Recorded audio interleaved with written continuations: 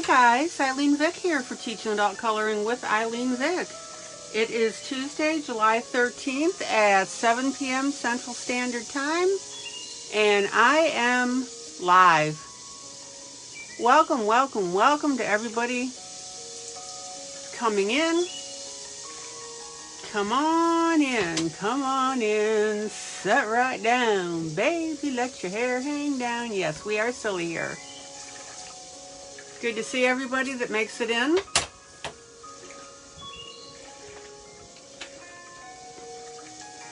Welcome to my Facebook peeps who come in and chat. Welcome to my lurkers who lurk and watch. And welcome to my YouTube people. You guys get to watch this after I upload it to YouTube. But remember, it is available in my Facebook group because it goes to video afterwards. Alrighty. Hi, Mary.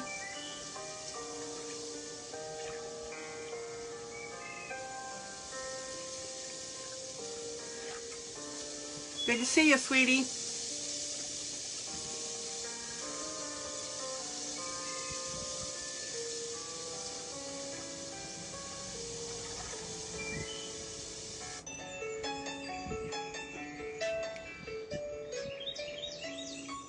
Alrighty. So let's get in here and get some serious coloring on. I am so ready. Zoom out.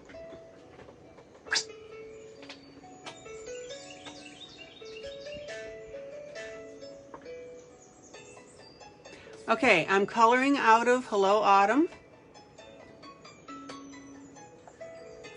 You guys seem to have been enjoying this book. I'm glad that you are. I've been enjoying coloring it for you. It's a cute little book, and as you can see, I make my copies onto cardstock, and then I put my originals back in the book. So yeah. Hello, Sandy.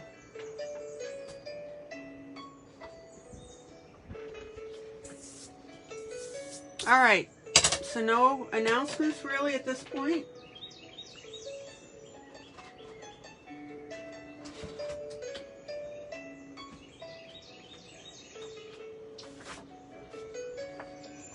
Rhonda, hello. Good to see everybody. Oh, Mary says she's on for a bit, have to be up at 5. Okay, Mary. Well, thank you for letting me know. All right. How long can you stay, Mary?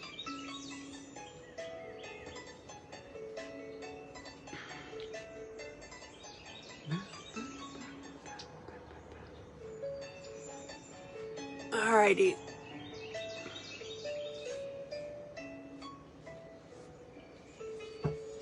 So I've been working on this piece for you, and you guys seem to really like it. Rhonda, nice job on your sunset. I hope you enjoyed doing it. Okay, Marion, what time is it now? Your time at 7:15. Are you on the same time clock as me?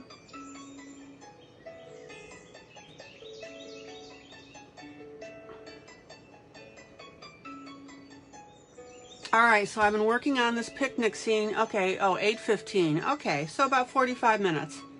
Gotcha. Melissa, hi.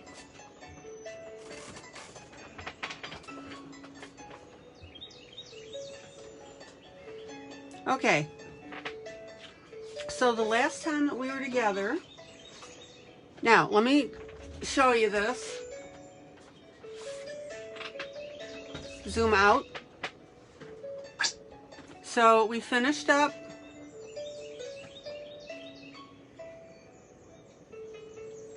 our sunset scene, and I went ahead and I put on some silk flowers over the vase in the lower right hand corner. And the last little thing that I wanted to do with that. Hi, Sarah.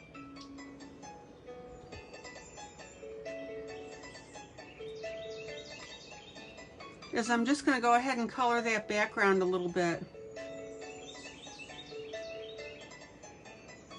I actually should have colored it first thing, but I wanted to show you this before I put it away. So there you go. I hope you like the ideas of the flowers. Alrighty. So let's get coloring. I had a little trouble getting on tonight. Don't know what's going on. Don't. But that's all right. We're on, and that's the important part. Oh, Sarah, you work, so you won't be on Thursday. Okay. Thank you for letting me know.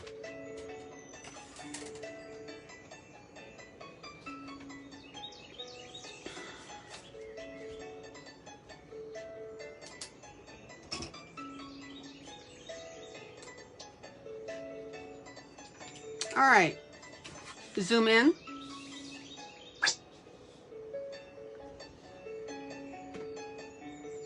So I'm going to go ahead and just put a little bit, a few lines. Well, Sarah, maybe you can think of us while you're at work a little bit.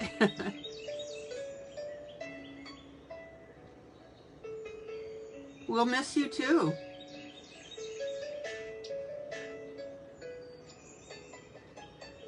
So I'm just going to put a few light lines on here because this is not like a major tree here.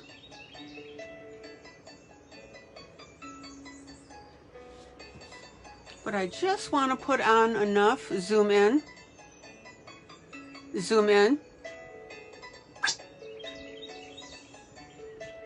Oh, Sarah, thank you. Well, we enjoy having you too. Sarah says that you bring life into my night. Well, thank you. That's why I'm here.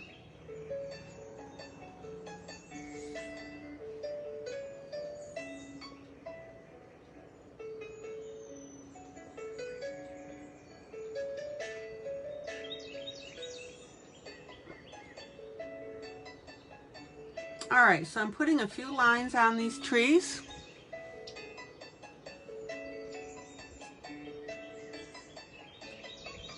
So Sandy says I have to mention that I colored the two lamps in the other pick, one with gel pens and one with gel glitter pens. Okay. And the one with the gel glitter pens look better. Cool.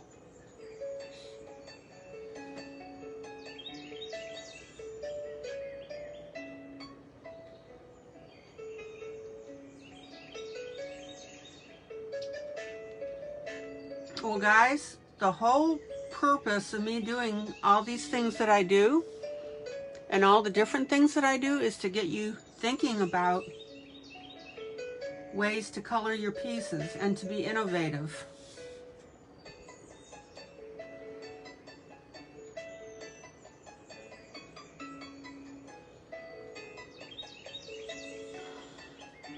Now, remember that I always tell you, don't get stupid with it, right? You want it to look smart.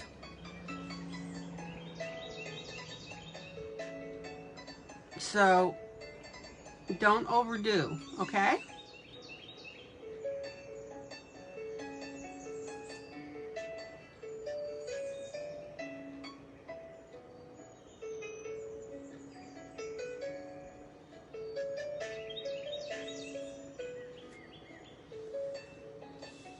So I am really glad, Sandy, that you colored your Tiffany lamps with the different, you know, with the gel pens. That's good. Okay, I made a line here that I shouldn't have. So I'm going to cover it with my Arteza white pen and fix that. We've talked about this. Welcome to all my new people that are watching. If you have any questions, hello, Pearly. Pearly Pearly the girly is here. Zoom out. Do do do do do do do.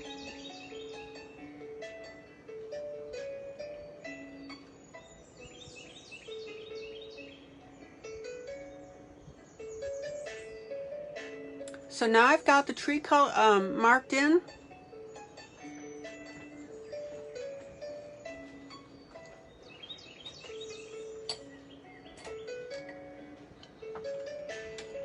So let's get those branches done.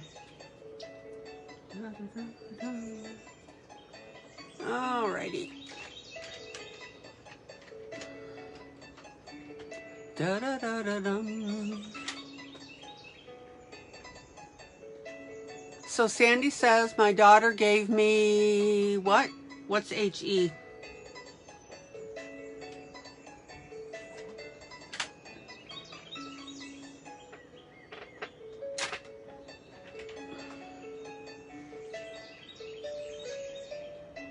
Oh, your daughter gave you the gel pens and now you know what to use them for. Super. Okay, here's a good brown. And I'm going to show you guys how to color an apple tonight. Zoom in. La-da-dum. Okay, so brown on my branches.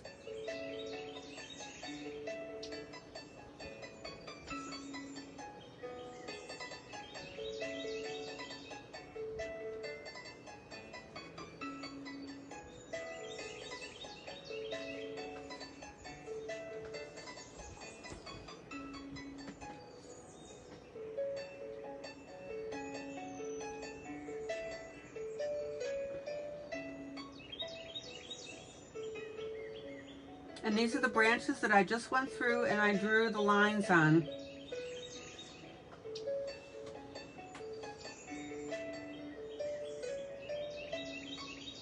And I've got, let's see here, a little spot here that I missed on one of my leaves.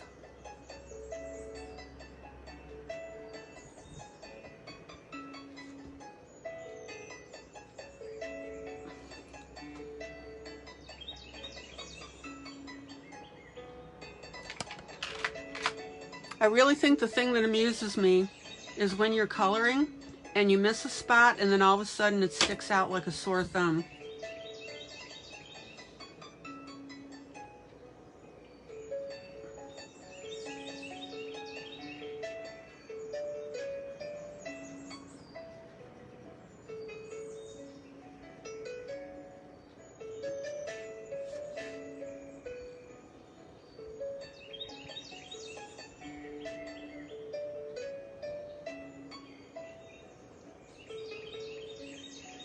Now, I want to remind you, so when I did these leaves earlier, I didn't bother doing the branches at the time. So I want to remind you guys is there is no fixed order for doing stuff. And if you're doing the leaves and you want to wait on the branches, that's fine. And in fact, I would recommend it. And that way you can gauge the rest of your colors.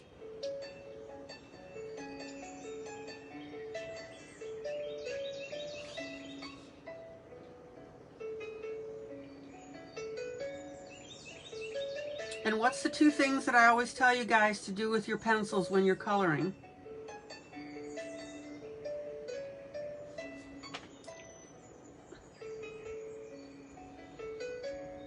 Melba, Melba, Melba.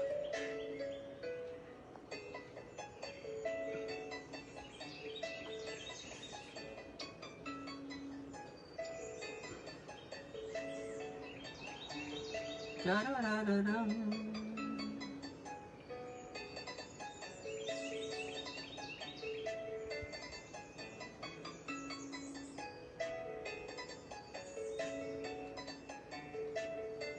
Oh, come on. Somebody can answer that question.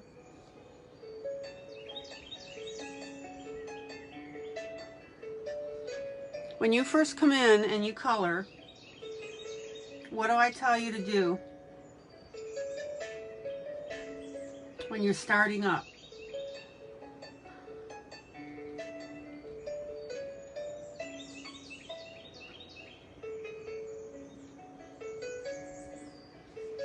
Rotate your pencil. Perfect. That's one of them. What's the other thing I tell you? Color lightly. Sandy and Rhonda, perfect.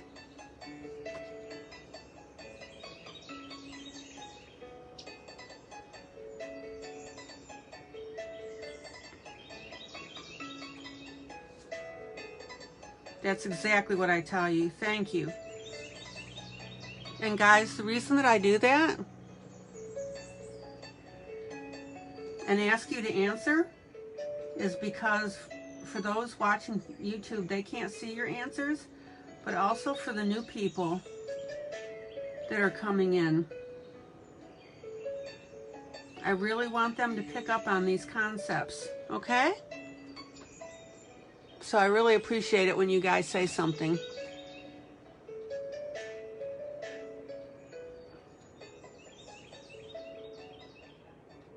Okay.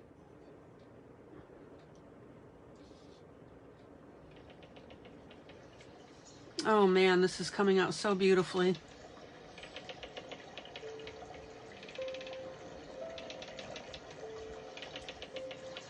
Is my sound clear tonight, guys? I just want to make sure there isn't any problem.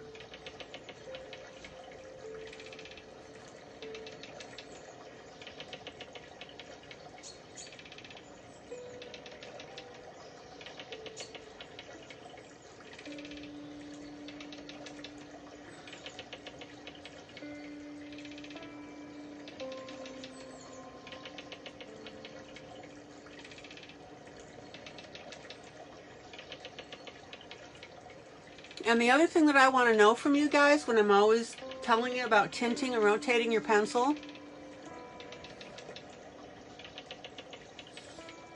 what I want to know is, does that advice help you?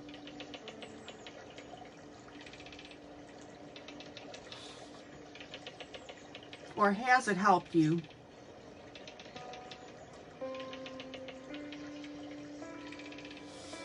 Okay, now we've got some lines in here that are not making sense.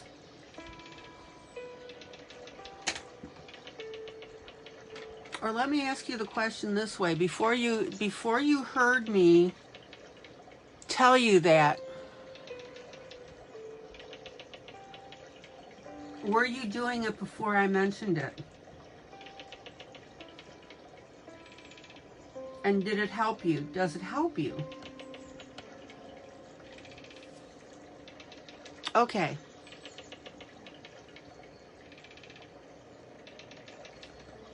Now, Rhonda, I have seen a vast improvement in your coloring. Don't forget to work on your blending.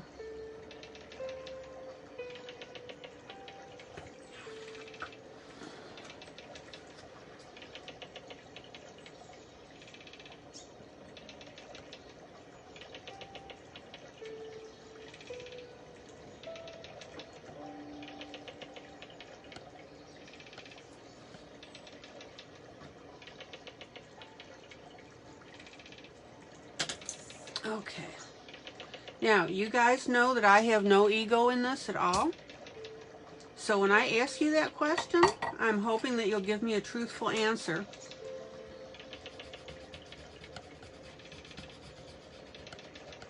If it's something that you already knew, that's cool too.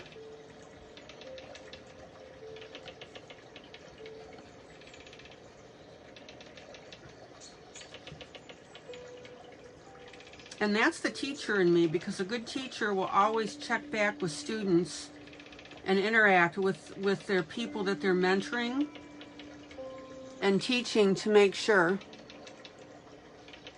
Yeah, Rhonda, your blending does need work.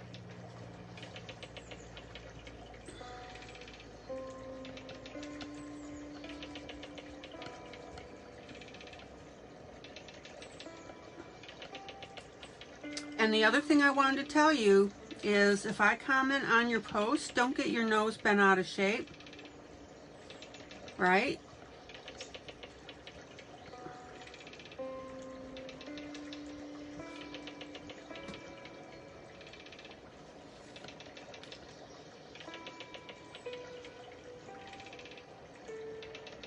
Okay, so Sandy said, I knew none of this stuff till I learned from you. I just colored one color. Okay, cool.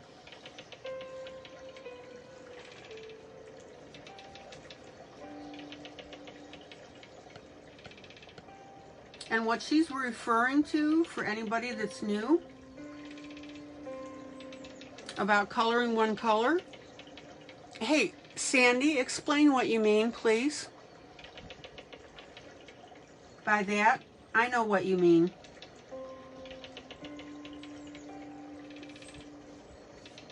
But for anybody new that's watching, and I'd also like you guys to remember that when you learn something and somebody asks a question, you are more than welcome to tell them any helpful information. Zoom out.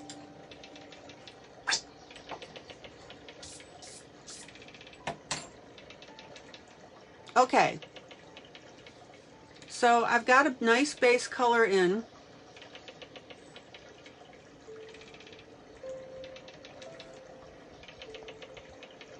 So what Sandy is saying, everybody, is a lot of people will just put in one color, like this brown that I'm doing now.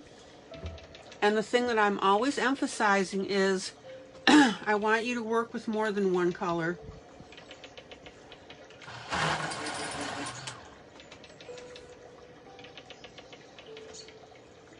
So I am always shading and tinting with different colors.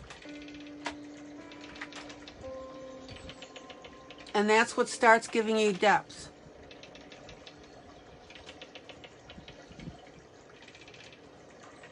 Yeah, and it's not, I wouldn't, yeah. How about using the words constructive critique?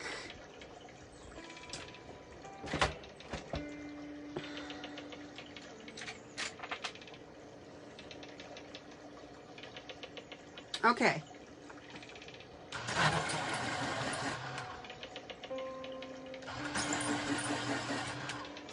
So let's go ahead and I'm going to add my second brown. Zoom in. Zoom in.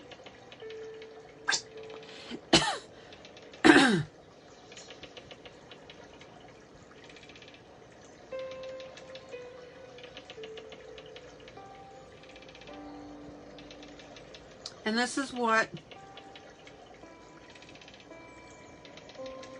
Rita says. She never blended, coloring like when she was a child, didn't add other colors. Hi, Rita. And what Sandy is talking about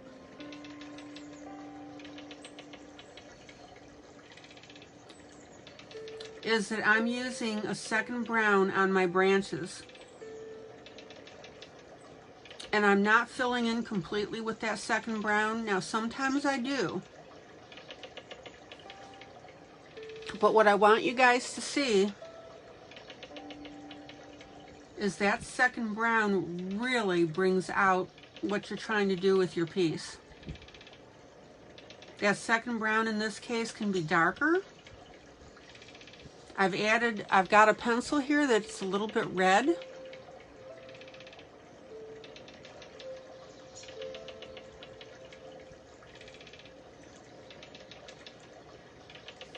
And the reason this is going to look good is because the red and the orange and the yellow are all working together now. Does everybody see that?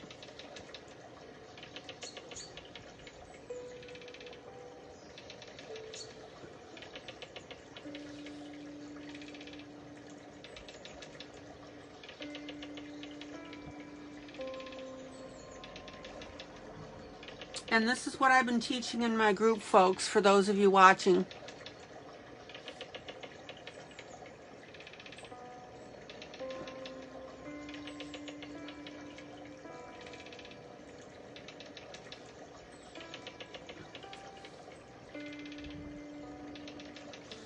Zoom out.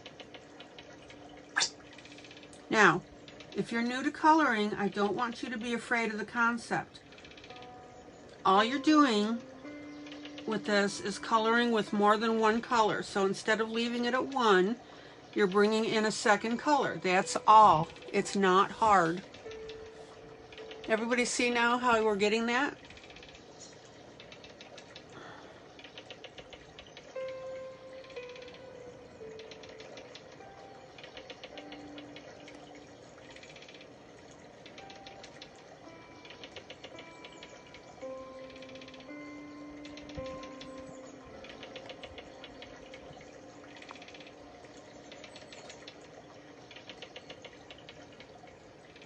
Okay.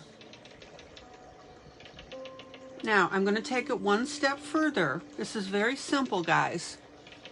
You put your first color down. Hello, Sandra. You put your first color down. You put your second color down to blend it. Let me put it to you this way. You know how when you mix paint and you put in your second color and you start to mix it and it swirls in and you see that second color? That's what I'm doing here. So I've got the light brown and then I've got that reddish brown. All right, now I'm going to show you one more step.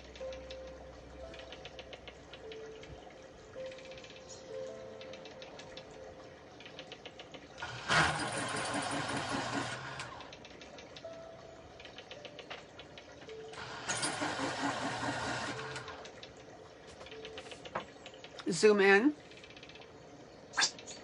Sandra, I am so glad you could make it again.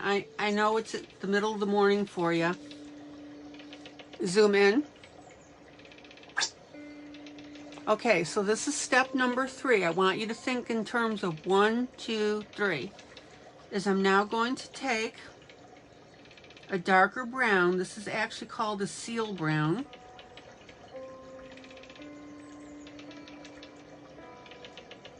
These are my Brut Furner pencils. B-R-U-T, Brut Funner, F-U-N-E-R. Sandra from Canada. Oh, Canada, la da da da da dum. One of these days, I'm telling you.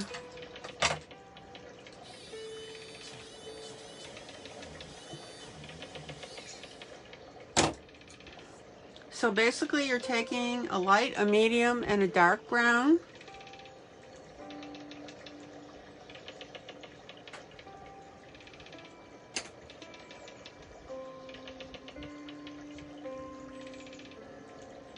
And we're putting these colors on your branches.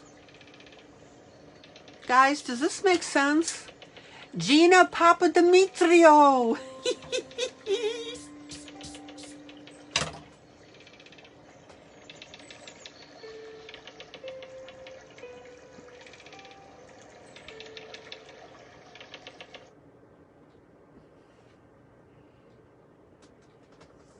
Perfect entrance to Oh Canada, that's right.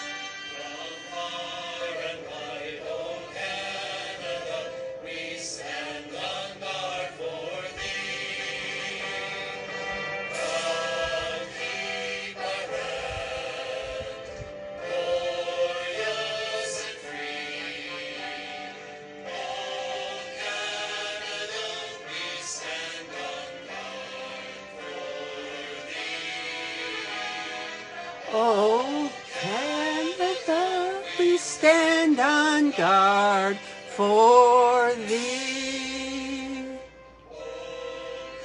All right, there we go. Sandra says she's standing. Oh, guys, how could I not play that? Sandra says she's standing. I love it.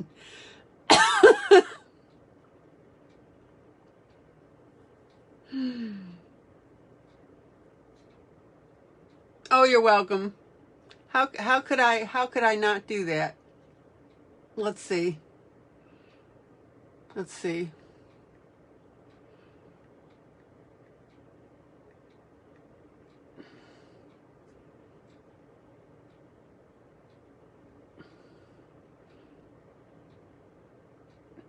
Okay. Hold on now. Sit tight.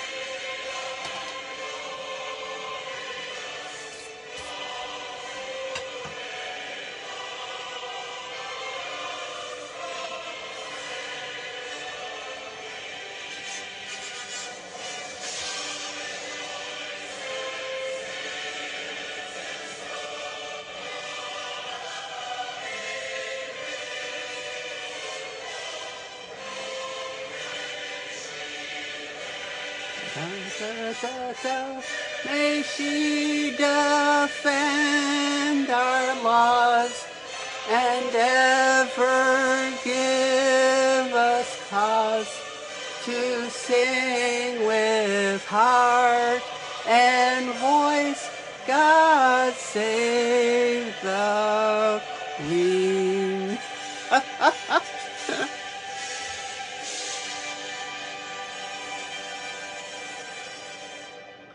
All righty. Everybody happy now? Oh my. Zoom out. I keep threatening to sing the Canadian national anthem, so I thought, you know, I'll play it. And then I decided that I had to play the Canadian national anthem. Oh my gosh.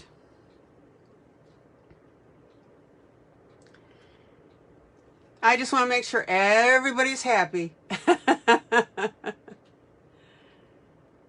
Sandra says, thank you. Our queen is amazing. Platinum anniversary of her reigning next year and still sharp as a button. Oh.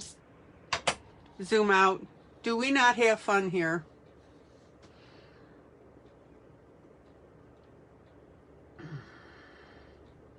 Poor Gina and Sandra.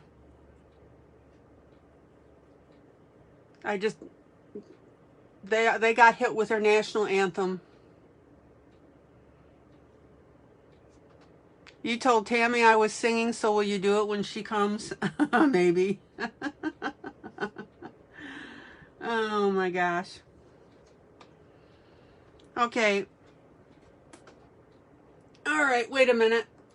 Let me do one more thing. Hold on now.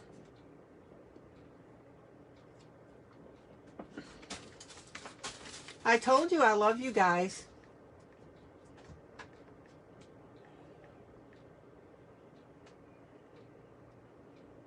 All right, here we go. What do you call a crunch wrap with double seasoned beef, a crunchy taco, and a large drink for just $5? Oh, say can you see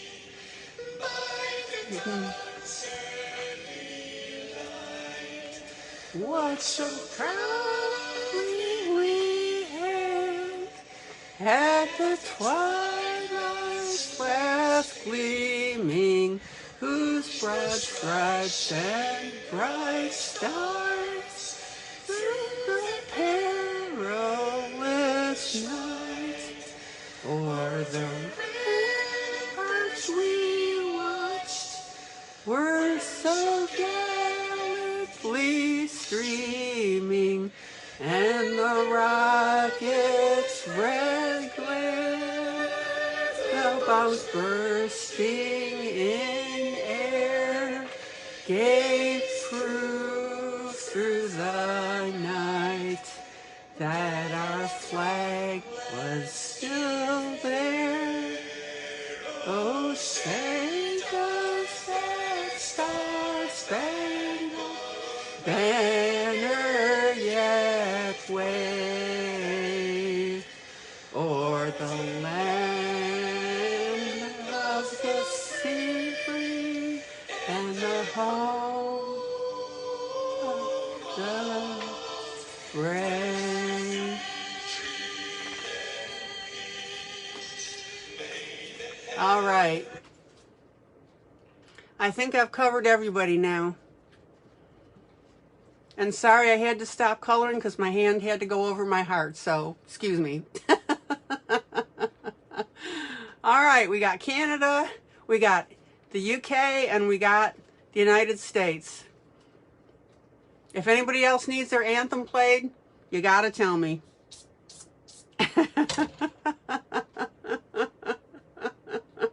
We are a silly group. I gotta quit laughing, it shakes my camera.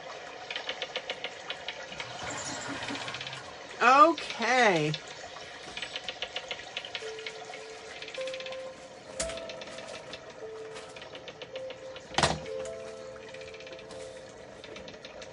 So back to the subject at hand. While you all are...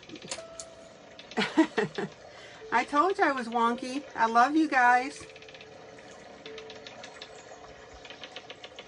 All right. Sandra, you should wait. You should have woken up Pete and told him he needed to stand for the God Save the Queen.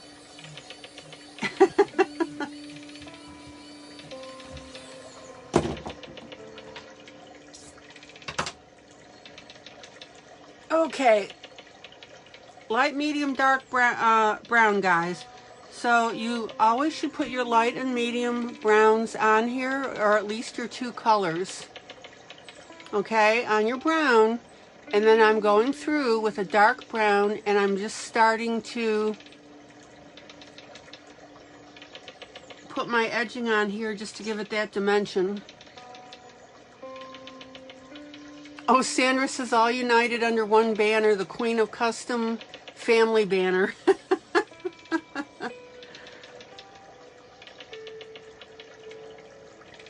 We are having way too much fun. Never, never, never. Zoom out. Zoom out. Okay, and for those of you who are new to the group who think that we've absolutely gone off the deep end, the story behind this is my Canadian buds keep coming in, and I keep singing the first line, "Oh, Canada," and I could never sing the rest of it, so I thought, you know, tonight I'm going to do the full thing. And then I thought, well, I did Canada, so now I got to do the UK. And then I did the UK anthem, and then I had to do the American anthem, so that's what we do. And we're all laughing, and we're having a good time, and that's the point of this group. And yes, we do serious coloring. So don't leave because you think we're fooling around too much. Okay.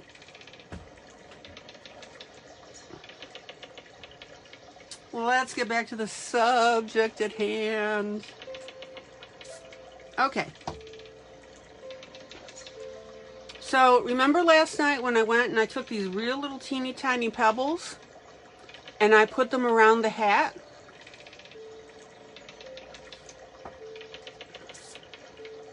Hey, I just scored with 3 continents here, so we're in good shape, guys.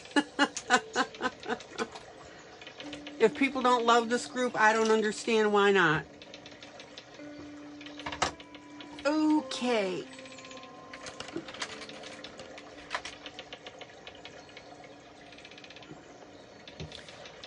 So I'm going to go ahead and play around with these little flowers.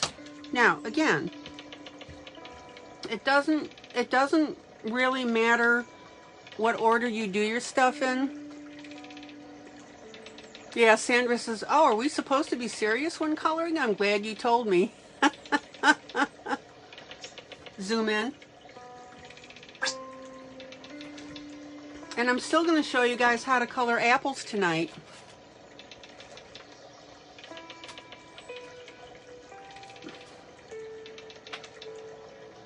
But you know what, guys? I love you guys, and this is why I do stuff like this. And it's just my personality anyway.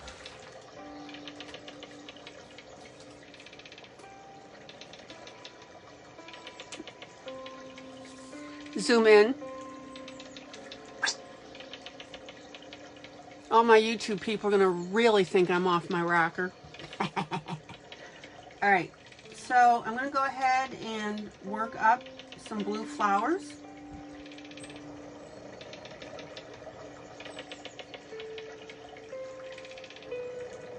I happen to be using marker.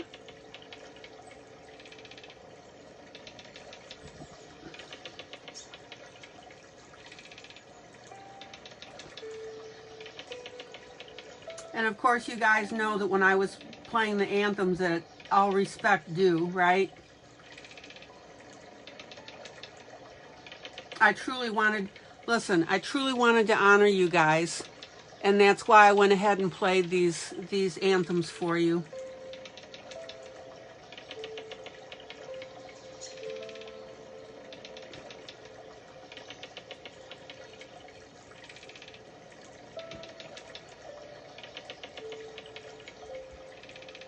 You better watch out. If I keep this up, you know the next song I'm going to play, right? What's the next song? Oh my. Oh. I really am going to get banned from YouTube. Or not YouTube, but Facebook will complain. Okay.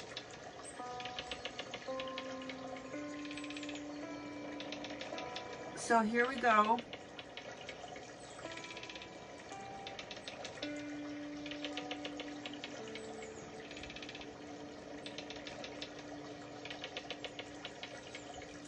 And I'm putting this blue on here. Oh, Sandra.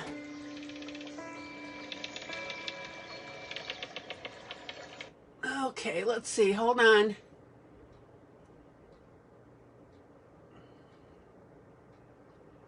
La da da da da. Da da da dum. It's time to help people. Da da da dum.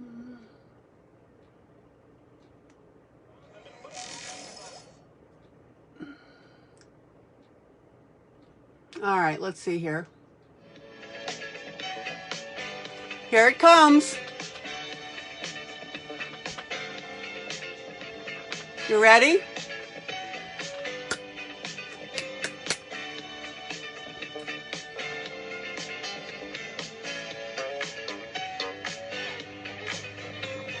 You knew this was coming, right?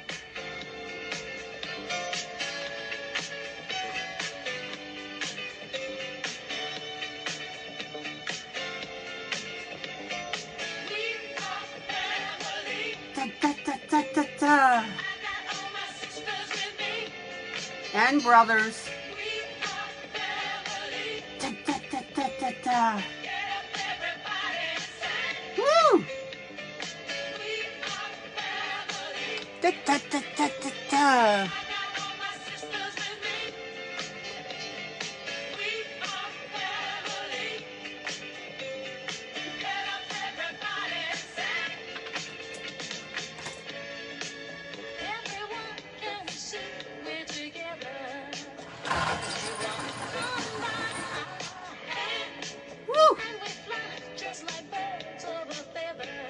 a feather.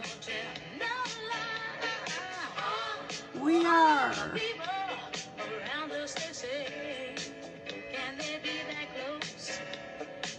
Just let me state for the record, we're giving love in a family dog. We are family. Da da da da da da.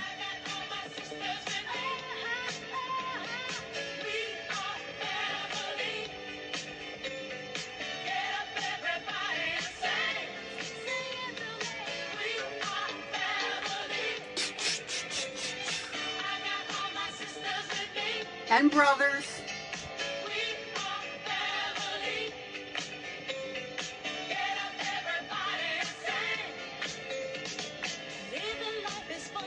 Just begun to get our share of this world's delight.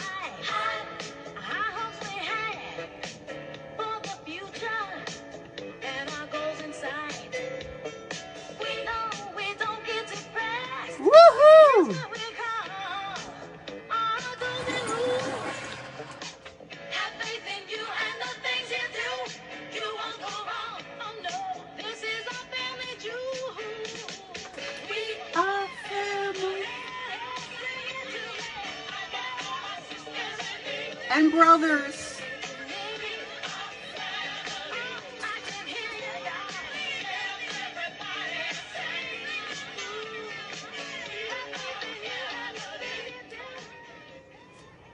Okay. Now you guys knew that was coming too, right? I couldn't resist. Okay. Facebook is going to send me a nasty note saying that I'm playing music I shouldn't be playing. Oh well. And they're going to ban me in several countries. Oh well. Okay, guys. So while we were rocking to We Are Family, sisters and brothers, we don't want our fellows to be left out. I took a blue marker and I did my base color, and then I did a light color on the outside. And if you missed it because you were dancing with your dogs or just dancing, you can go back and take a look. But it makes for a beautiful, beautiful color. All right. There we go. So you guys like the blue flowers?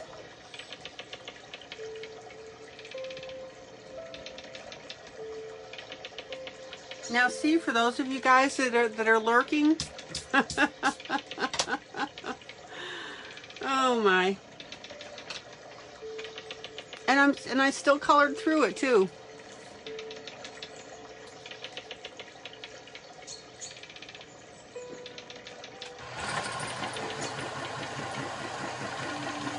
Yeah, it's a beautiful blue.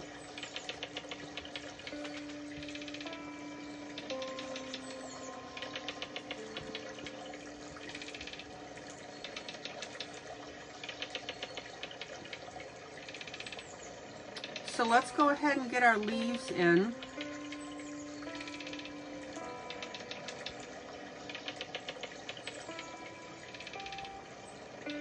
Now, I want you to specifically notice, yeah, I think you're right that they are cornflowers, Sandra.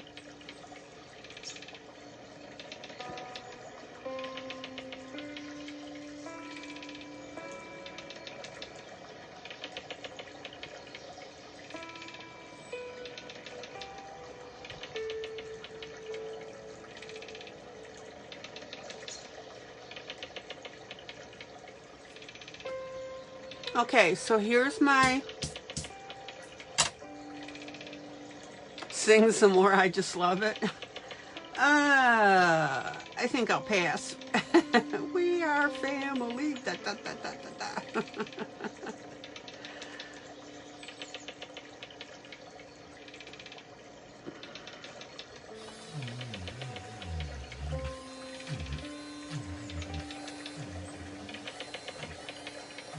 Okay, so you guys know that I like to tidy up.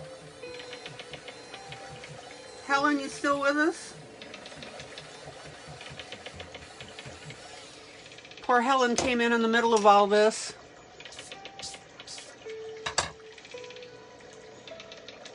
Okay, now, again, on your green, right? I used a more subdued green on the leaves because I didn't want to conflict with the bottles, okay? We've got a really nice color with the bottles.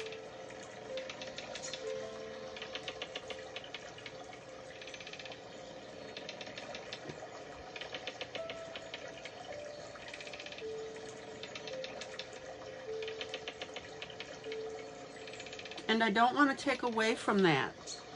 So now what I'm going to do is I'm going to take a gray, a darker gray,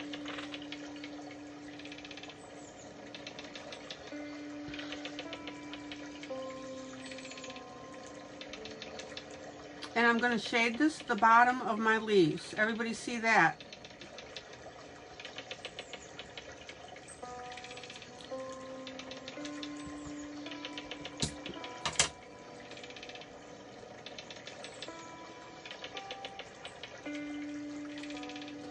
That is a boat floating in the water.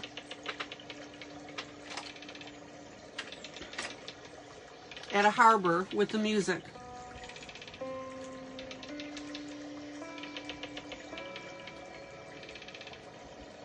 Okay, everybody see now how I'm shading in with this gray?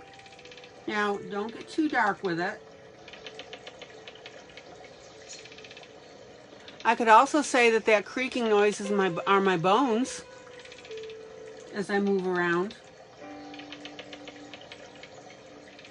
That's what it is, it's my bones as I move around.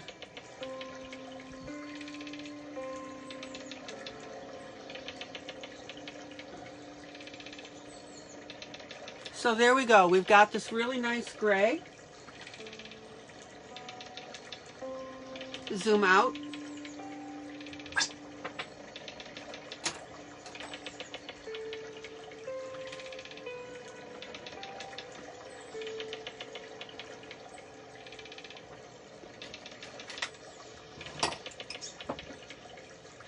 And then I'm going to, let's see here.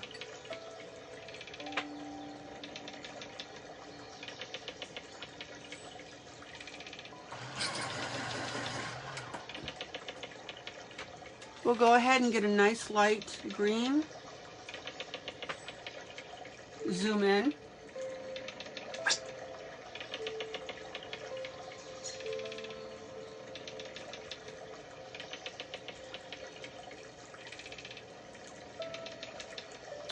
Well, what it is, Sandra, is that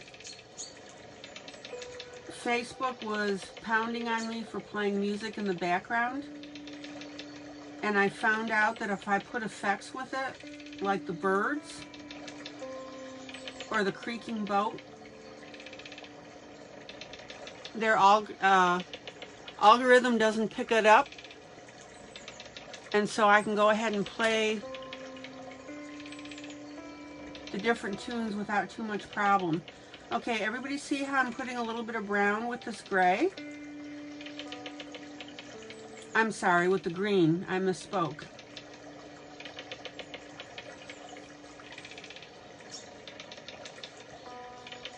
And it really helps when I stay on camera, doesn't it? Okay.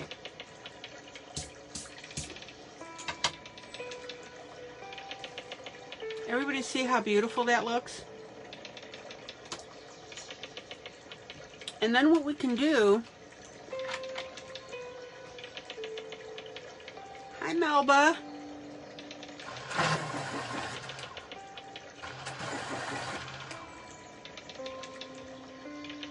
Melba, were you here earlier? Yeah, you were here earlier.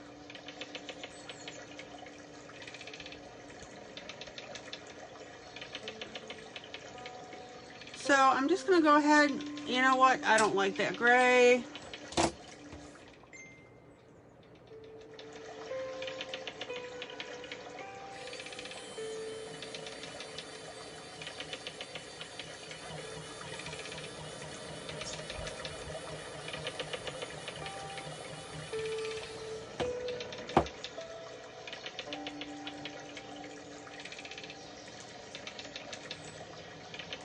But I'm going to take a little bit of gray. I want you guys to notice this, and I'm going to outline my edge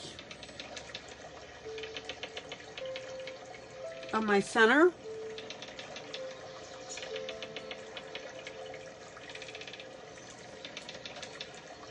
And then I'm going to take a really nice yellow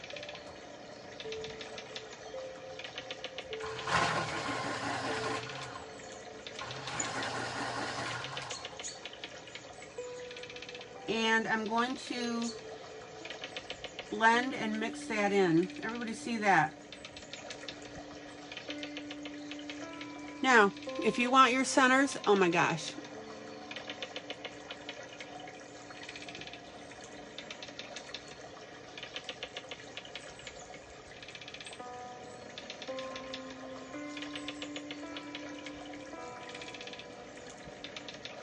And what that does, guys, is that suppresses the colors a little bit.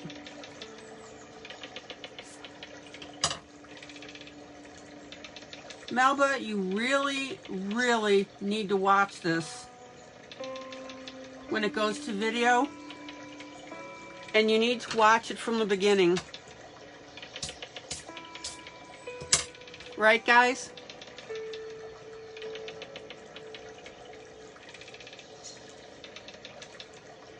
Zoom out. Okay, so everybody see how we have some really nice subdued flowers.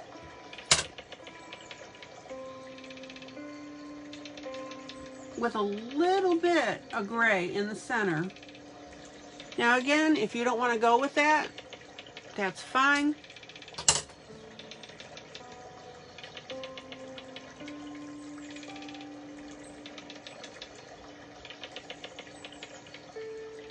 But I think we got some good looking flowers.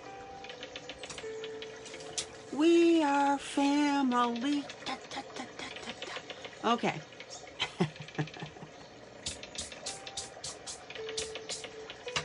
I guess I need to take a chill pill, don't I?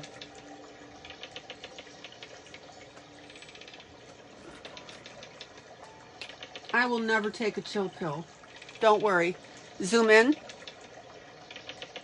Zoom in.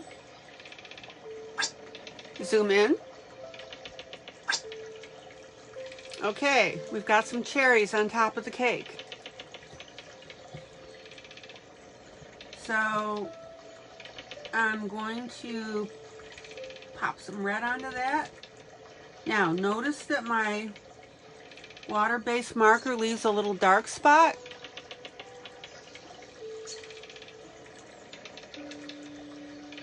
So you need to just tap that with your finger to get that little blob out of there. And I don't know why, but these look like olives to me. That's what I should have done. I should have made them into green olives. I'm just about in that mood, guys.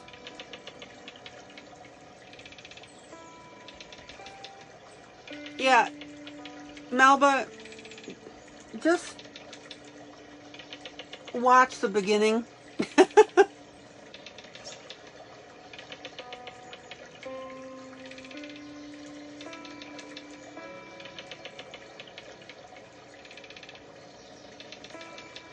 Okay, now, hopefully I can show you this.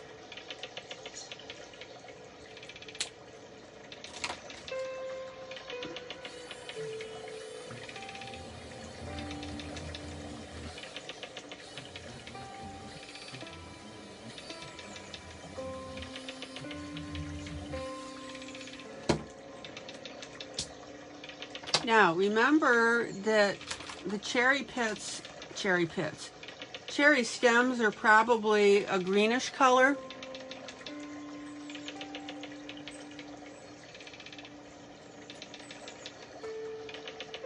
I know, with the stem, I see that picture. That's cool.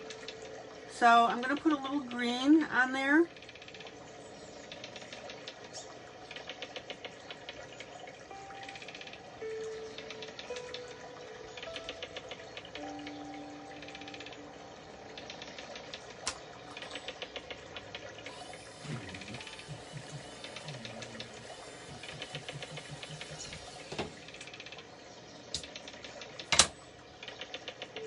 And then I'm going to take, I know this is going to sound weird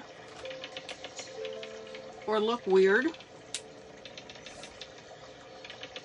but I'm going to take a little bit of a gray,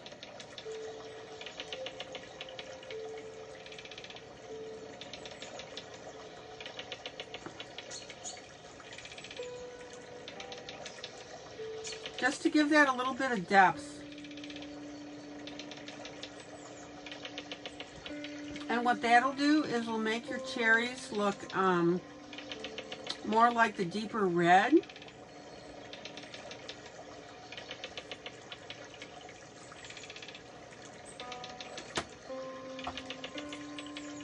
And then I'm going to go back over that gray with my red marker.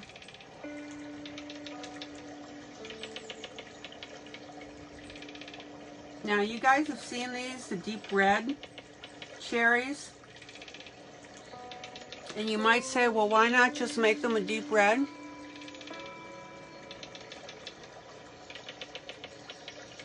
Oh, I'm excited for you in that conversion chart.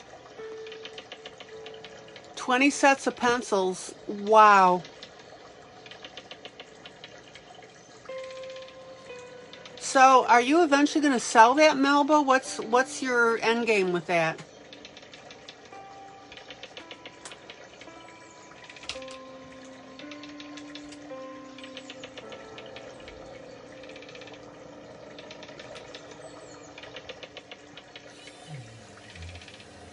Okay, now I'm going to clean up the red around the outside of my cherry.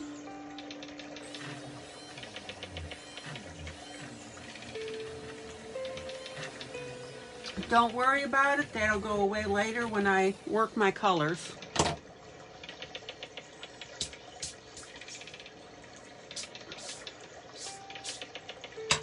All right.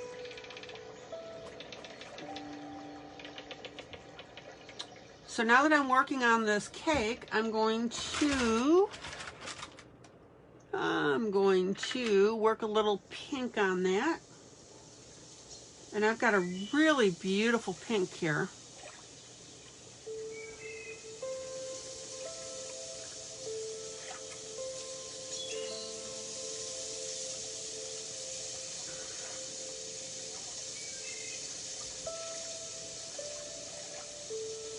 Now, I want you guys to see something because this is really weird. This is my Brute Funner pencil.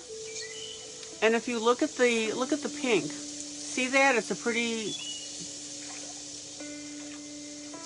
vivid pink, but the pencil tip is very light. Hold on, let me get there. There we go. It's very light, and it's got this pink coming out of it.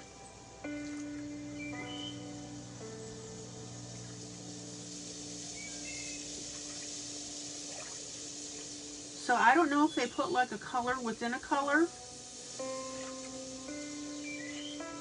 because when I scrape away some of that outside, you can see the darker pink on the inside. So I'm not quite sure what's going on there, but I like it.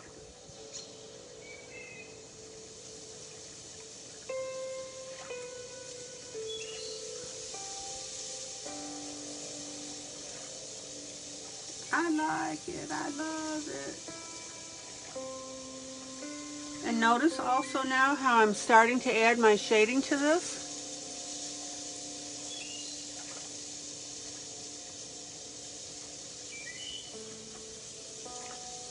Oh, Melba, that's great.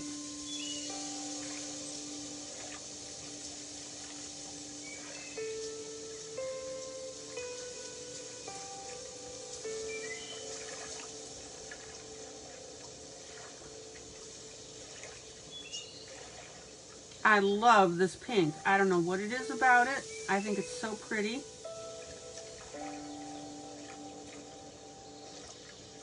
And I'm going to go ahead and darken my icing here.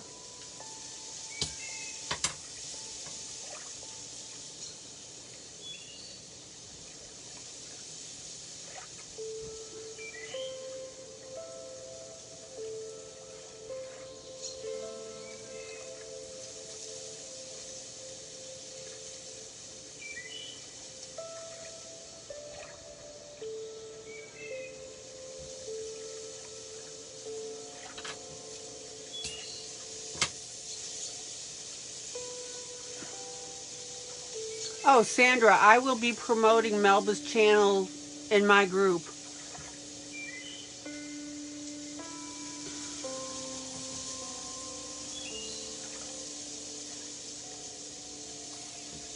Melba already knows that.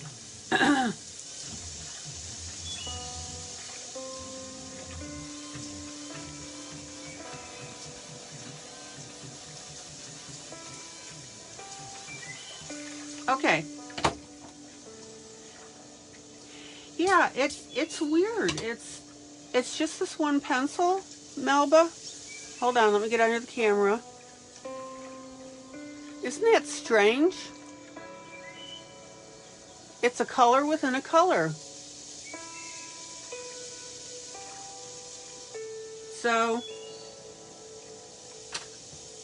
maybe a factory error, but I like it.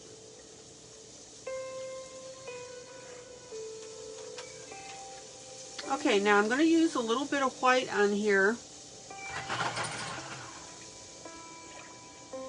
And the reason I'm going to do that is because I want to soften this color, except in the areas where I made it darker. Does that make sense?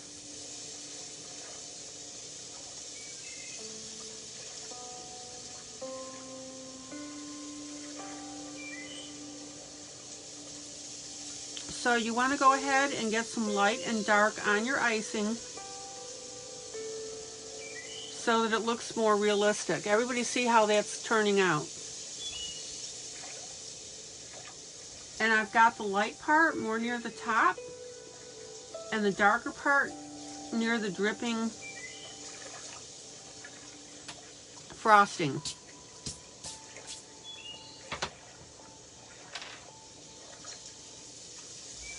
Okay.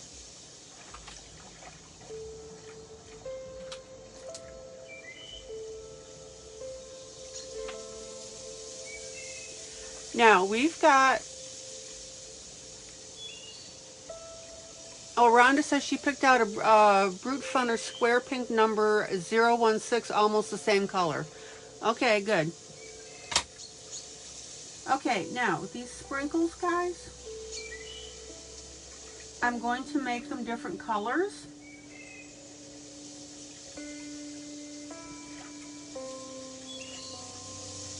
So I've got my Pilot G2 colored pen, and I'm just dabbing that color on.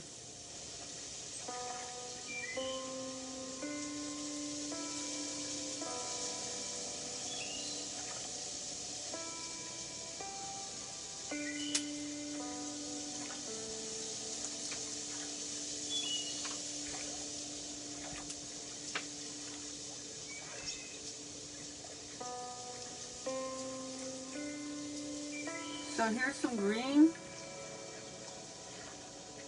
Oh, I'm gonna sneeze.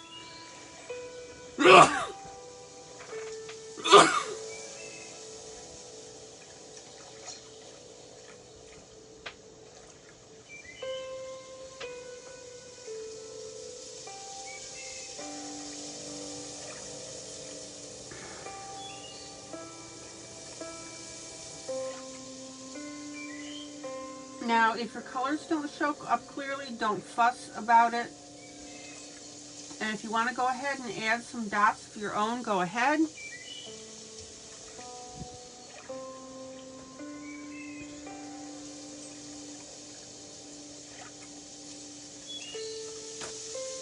And let your ink dry before you brush it. All right.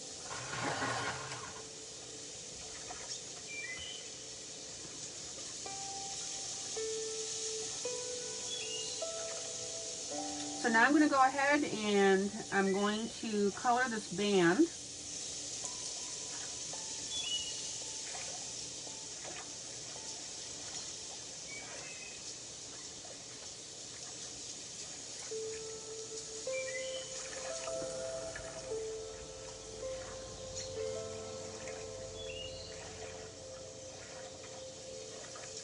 Yeah, Melba, I know you're busy, but promise me that you'll watch the beginning of this video. You'll understand why. You need to watch it for about, I don't know, 10, 15 minutes maybe. Oh, yeah. Okay.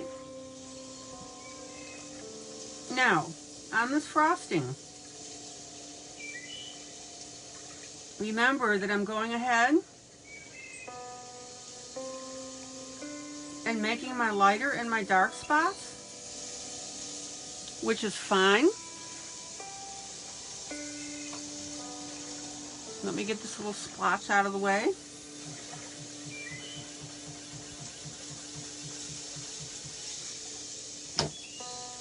But we also need what? A second color.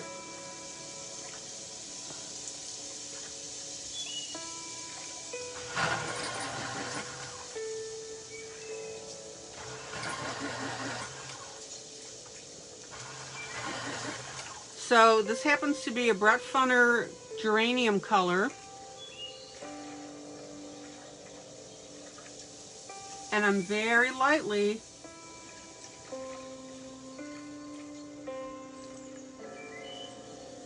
going to color up both the edge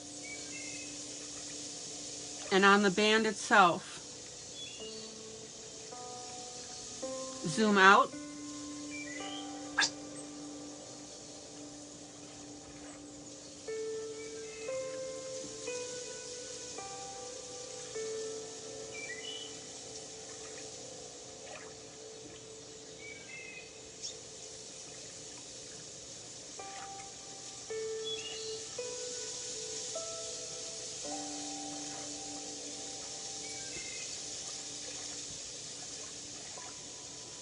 And this is where you're going to get your depth and your dimension, yes, even on a cake.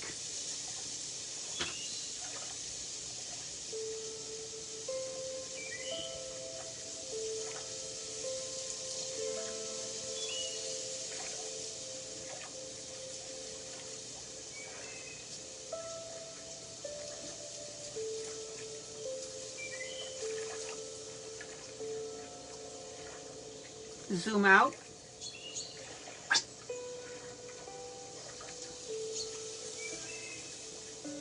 Now be very careful around your ink that you put on here, because sometimes the pencils will pick up the ink and you'll start dragging black into it, or your darker color.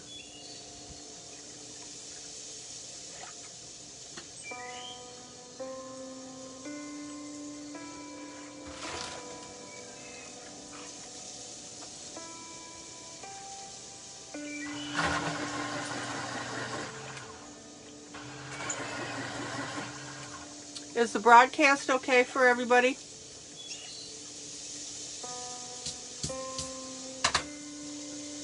Zoom in.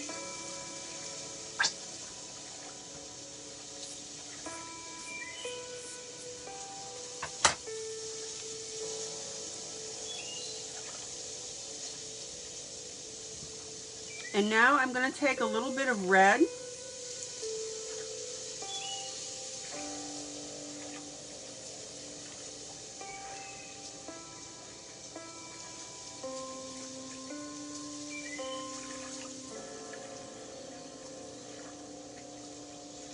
Can everybody hear me okay without any problem?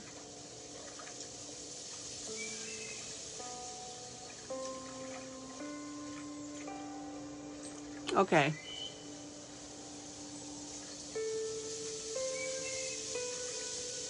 Rhonda, I won't be able to tell what you missed. You'll have to scroll back when this goes to video. Okay, everybody see now how I'm adding that red?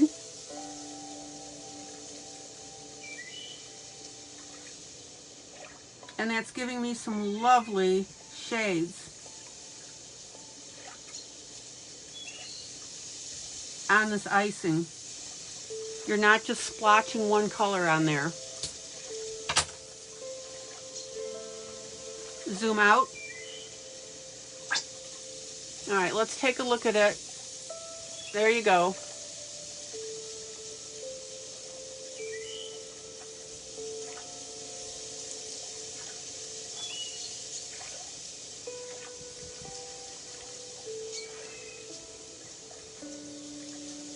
Isn't that beautiful, guys?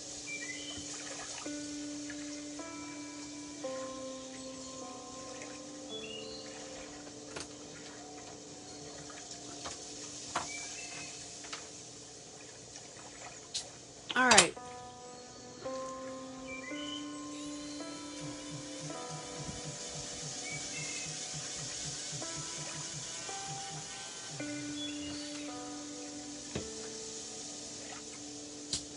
And now I'm going to take a very bright yellow because I want a lemon yellow.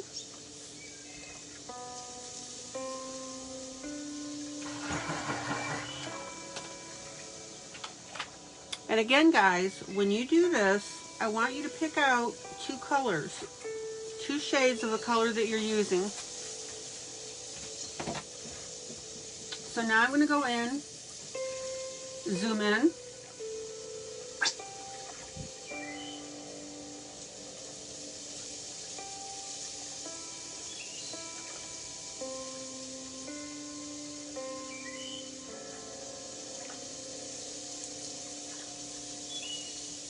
With my yellow.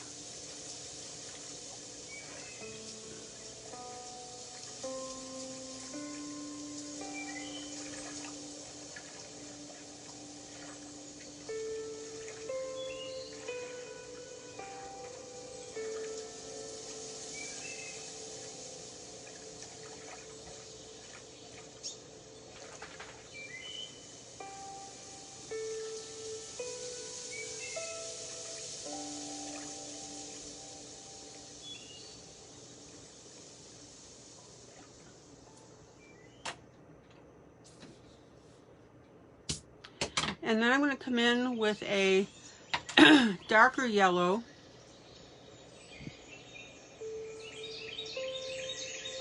And it's very subtle.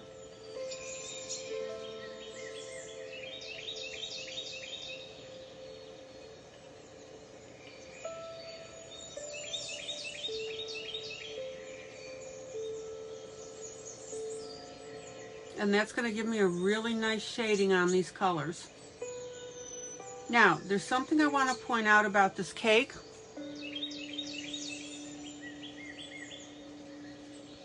If you're drawing a cake like this,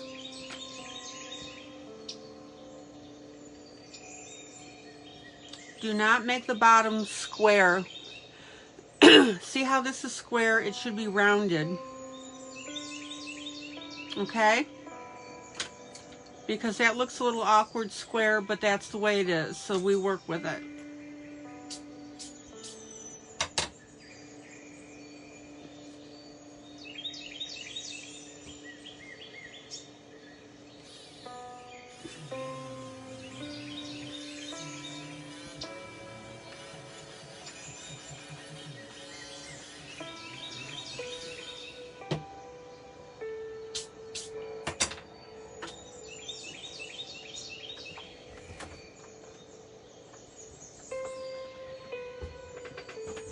Any questions or comments so far about what I'm doing?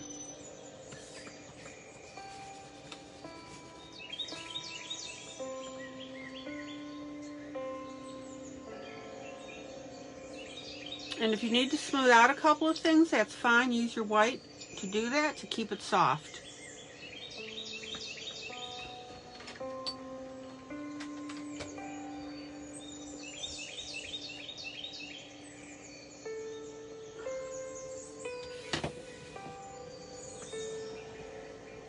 Okay, now I'm going to go with a neutral gray.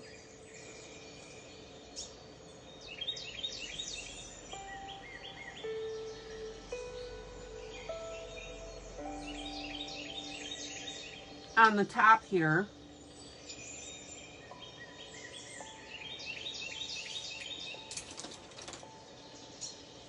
And you want to keep your colors now below the cake relatively, what's the word I want? Muted. Because we've got a beautiful cake here. And we don't want to take away from it. So what I would do here,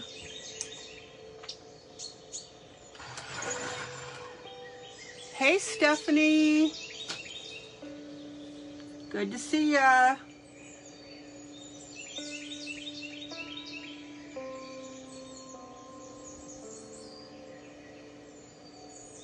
Stephanie.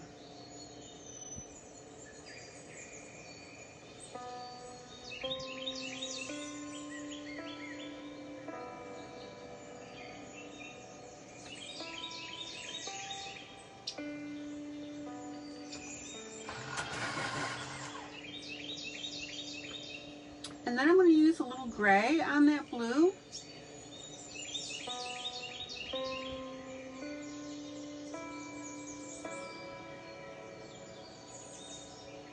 Blue and gray work very well together.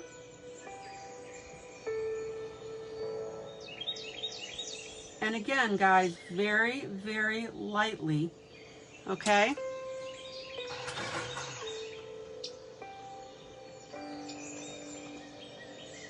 Stephanie, what you been up to?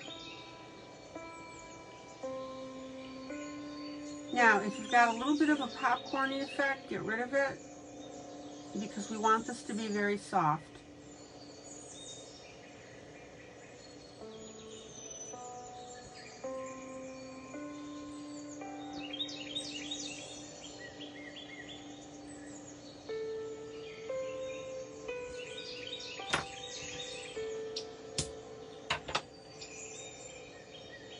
And then I'm going to go back with my blue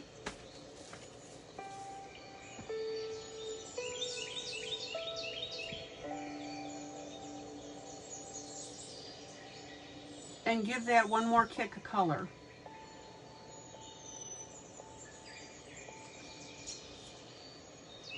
Now, again, what I'm trying to teach you, or what I am teaching you, is that you can mute your colors in different ways. So I used the blue, put a little gray on it, and going back with my blue. And I want you to experiment, and I don't want you to be... Oh, Stephanie says a lot's been going on. My friend always wants me to hang out with her. Okay.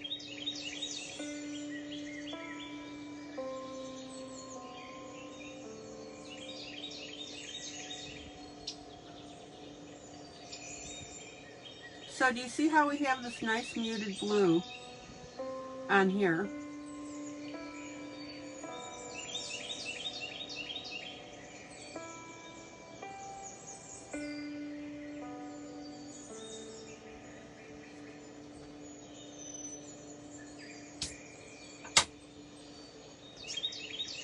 And then I'm going to turn this, and I'm going to put a little bit of, let's see what we got here.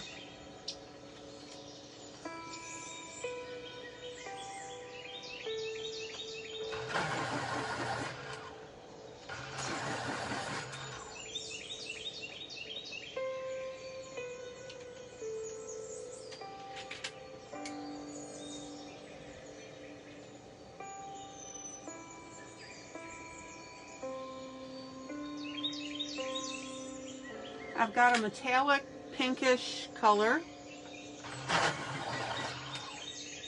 Hi, Angela.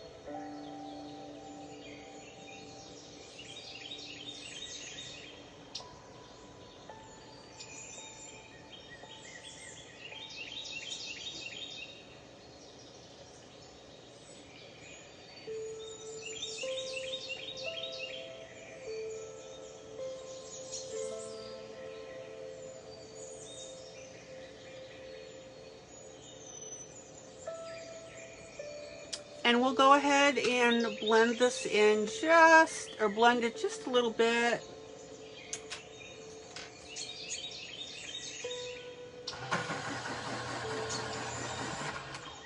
To get rid of that bumpy effect.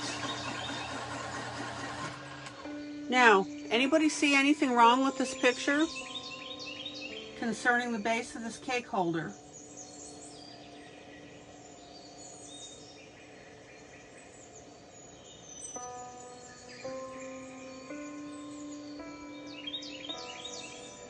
What's wonky about it?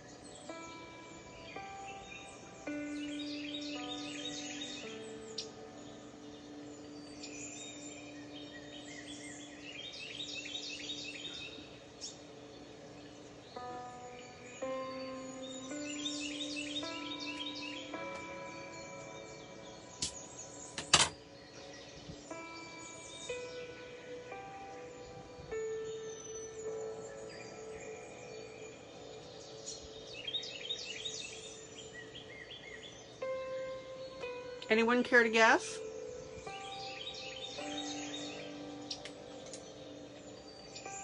There you go. Sandra Kay says there should be an outline of it behind the wine glass. Exactly. And the question becomes, how do you do that? Well, I would get my thinnest pen possible.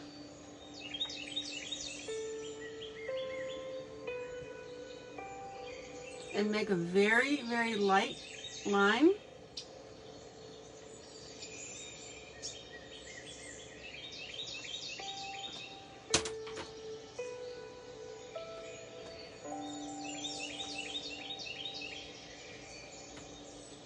And then you're going to want to take your metallic pencil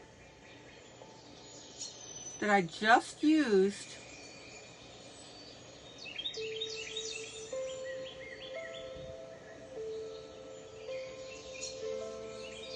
and put a little light coloring.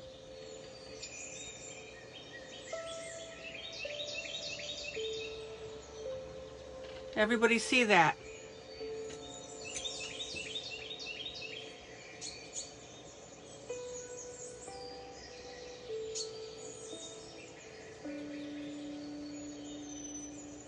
Now, if you go to blend this color and it gets too dark because I'm getting rid of my popcorny effect, all you have to do is take your white pencil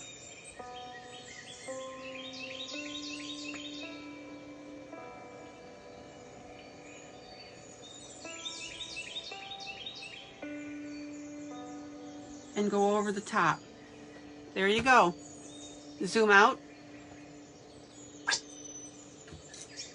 Everybody catch that?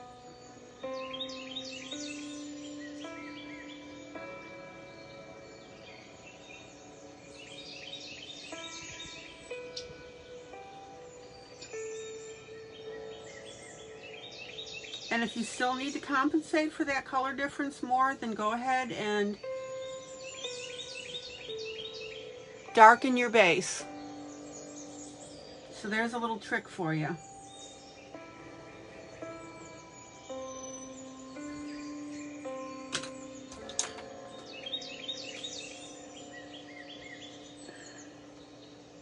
Hi, Rebecca.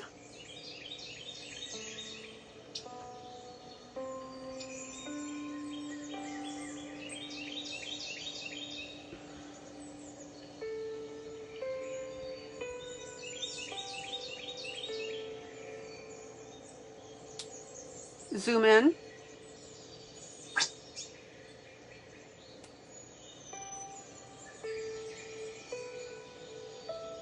Oh, sorry to hear that, Rebecca, that you've had, she says it's been a day. Oh. All right, now I'm taking a darker blue marker. You can use a pen if you want, whatever works. And I'm going to outline very roughly these squares. Zoom in. And again, I know it looks wonky close up and it looks rough.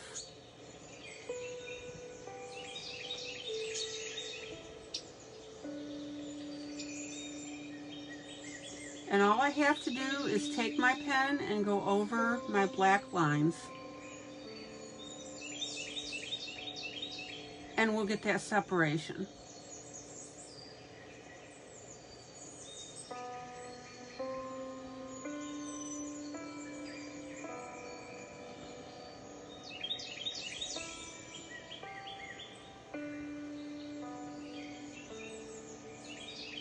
Well, Rebecca, that's why you come in here. So when you have a day that it's quote unquote been a day, you come in here and you laugh and you have fun with us.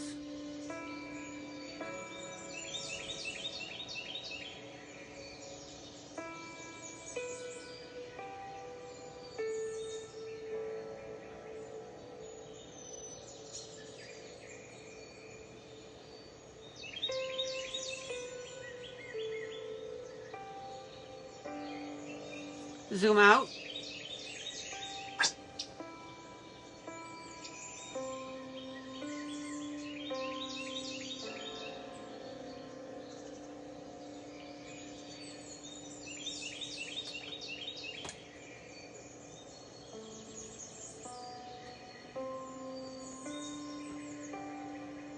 Oh, Rebecca.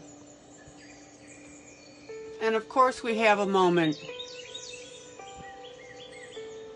She says if you all have a moment, say a prayer for my cousin Diana. She and I are pretty close. Her husband has been in the ICU with COVID-19 on a ventilator for over a week. He is being taken off life support in the morning. Okay, when you say off life support, does this mean that they don't see a positive prognosis? Or that they're hoping that when he's being taken off life support that he will be able to breathe on his own? Could you please clarify that point?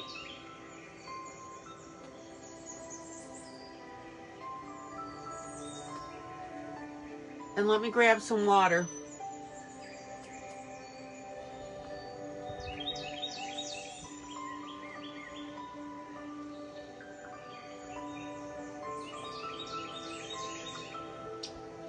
Zoom out.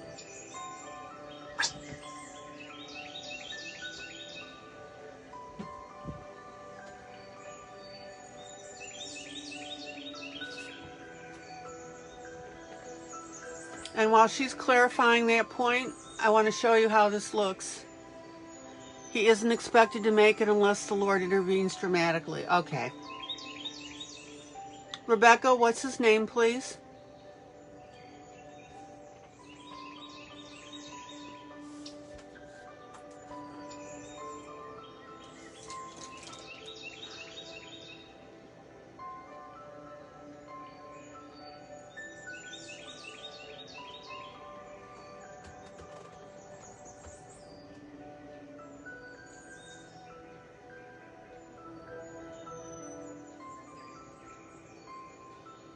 His name is Ray.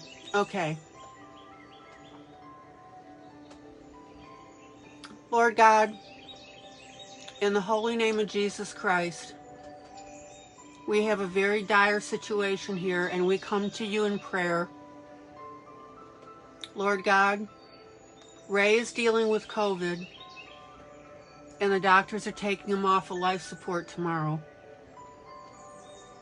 Lord God, we tug at the hem of your cloak, like the lady did with the bleeding issue, and we ask you for your attention and your intervention. We need you, God. We need you, God, please. We ask you that when that ventilator is taken off, that Ray draws his own breath and is able to survive this issue. Lord God, please show your mercy for Diane and Ray. This is a very, very bad time for Diane. She's exhausted at this point. She's crumbling. She needs your love and support.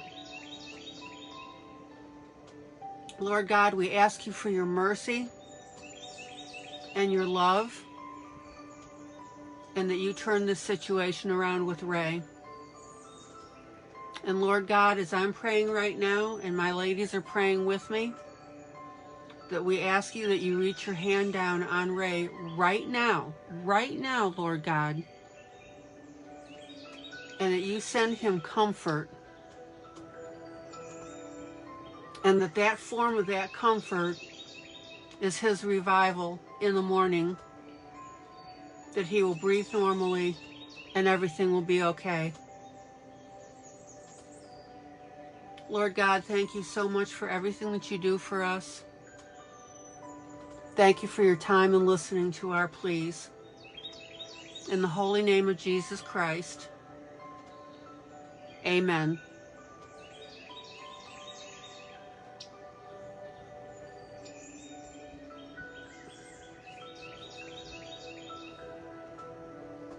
Rebecca, we've prayed a prayer over him of protection.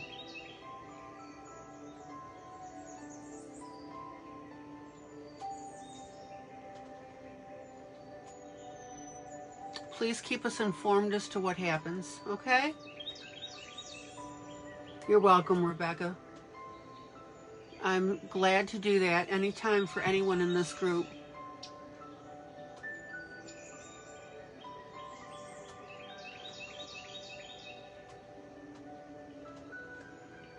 And thank you for asking, Rebecca. Okay. I don't want anyone in this group to hesitate asking for prayer if you need it. Zoom in.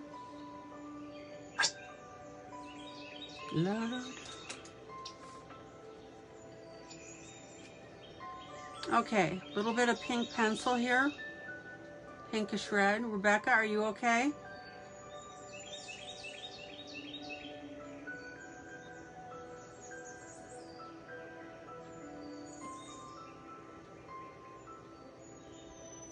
Now, I want you to notice that this addition of the pink pencil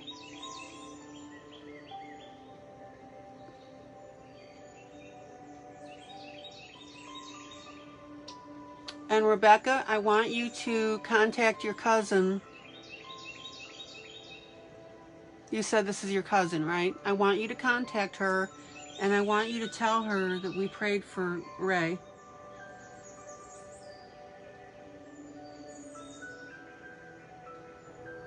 All right, everybody see how I'm taking this additional red? And I'm darkening the outsides of this to add that dimension.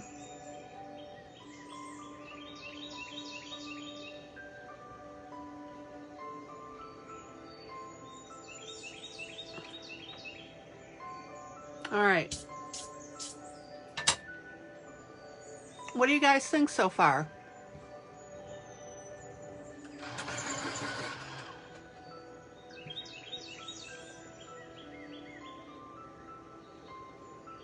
And then I'm going to go ahead and take that pencil and I'm going to use it on my icing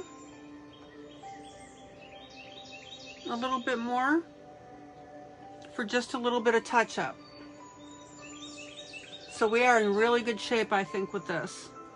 Okay, zoom out. So far, pretty happy with this.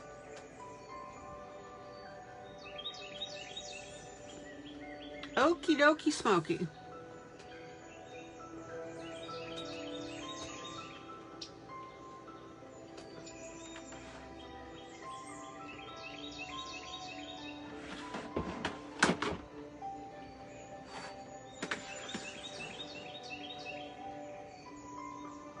Is everybody still receiving this broadcast without any problem?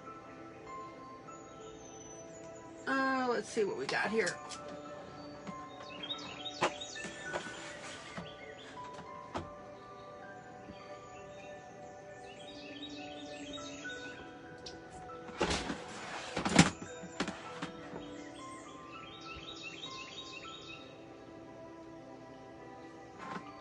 All right, let me grab my eyeshadow, guys.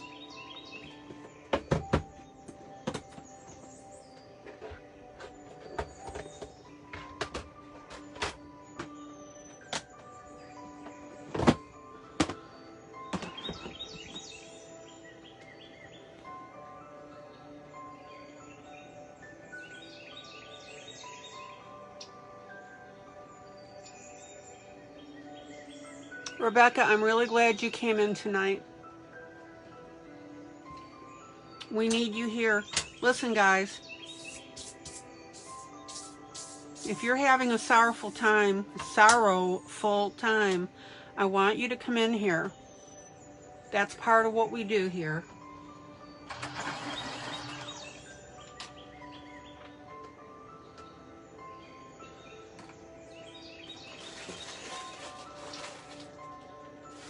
And I'm not going to shove religion at you.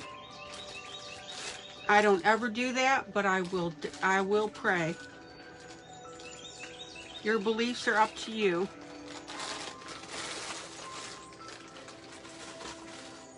All right.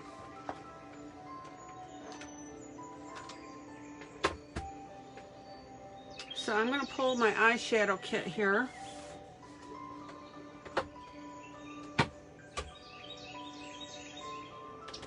And I also want to make it very clear to everybody, I don't care what we're doing. If you need prayer, speak up.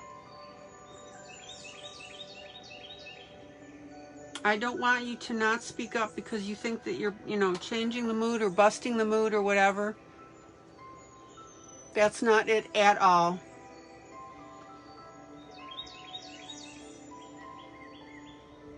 Rebecca says, I agree with Sandra. I'm all in favor of sharing some cake and a bottle of wine. There you go.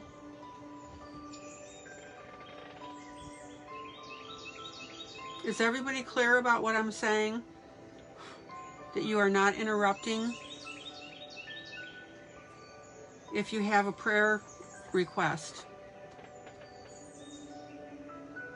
All right, let me play with this blue. Yep, that's a good blue.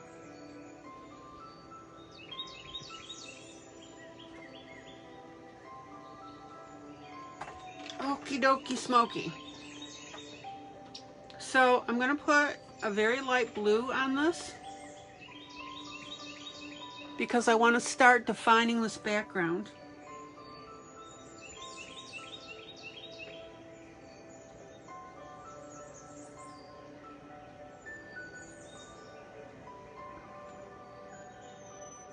So let's go ahead. I'm using my sponge tip applicators.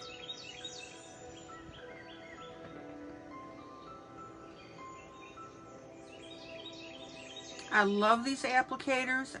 They're my favs.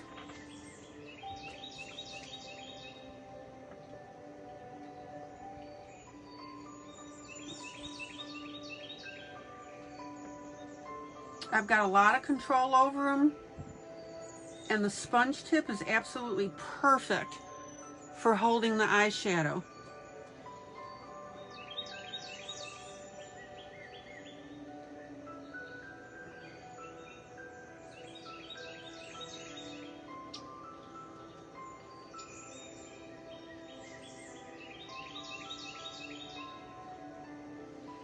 Oh my gosh, how pretty is that? Can you guys see how that blue now is starting to pick up the whole piece? And again, I can just use the tip of this to get into my teeny tiny spots.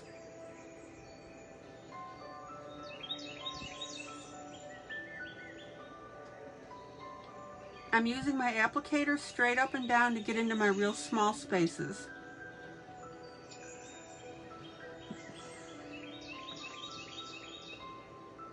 You guys are so quiet tonight.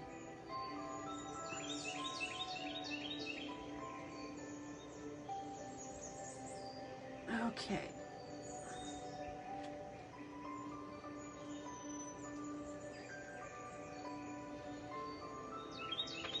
I just want you guys to make sure that you know that you're not interrupting at all if something comes up that you need prayer.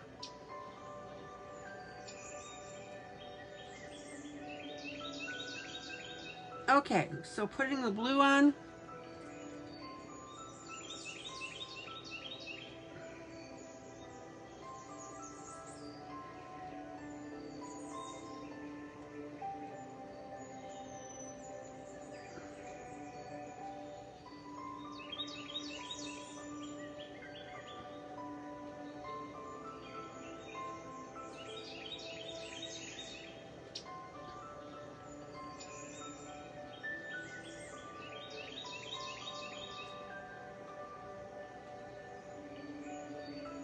Everybody see how nice this blue is looking? Can you see it on your monitors?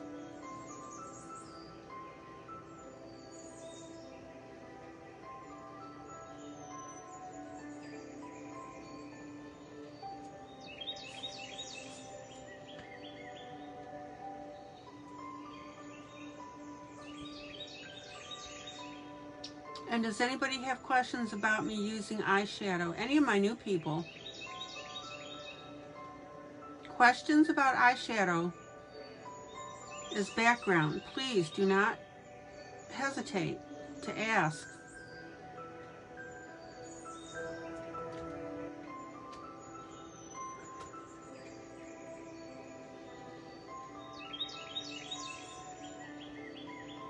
Oh, we got another area that glass isn't filled in. I'm so glad you guys picked up on that.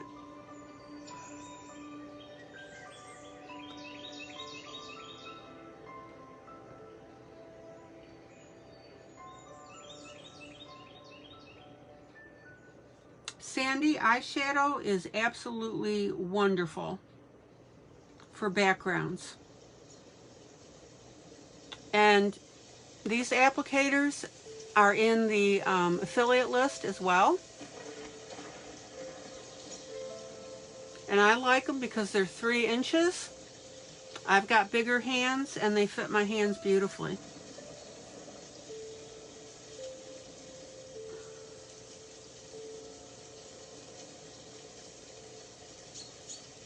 Am I driving anybody batty because I move around on my picture when I color? You guys need to let me know that.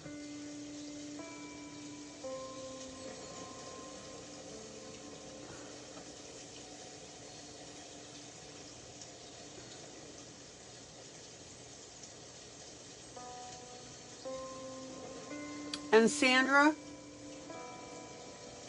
these eye makeup applicators that are the sponge tips are a lot better, in my opinion, than using Q-tips or cotton. You have a lot more control and it drives the color into the paper. And yes, you still spray with your Krylon fixative after you're done coloring.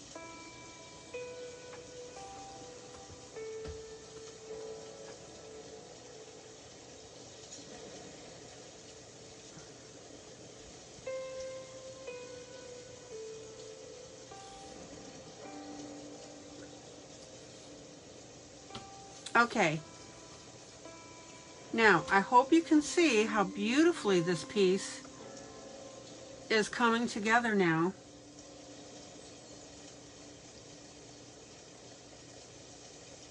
By adding the background.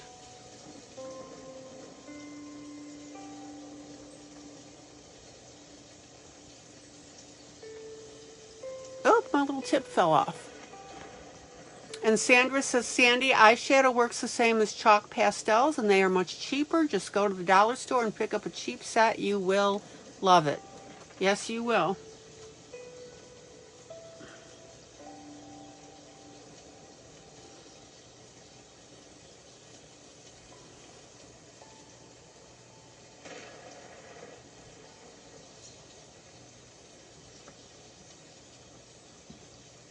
Okay, now everybody see the rungs in this chair? I'm going to use the side of my applicator. I'm going to load it up with my chalk. And I'm just going to work that in there.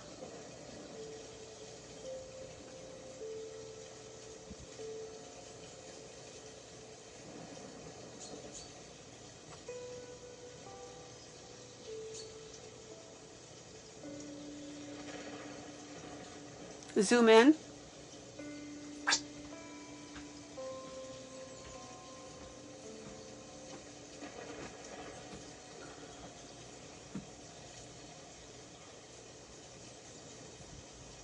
And don't worry about getting your eyeshadow on other pieces because it erases beautifully.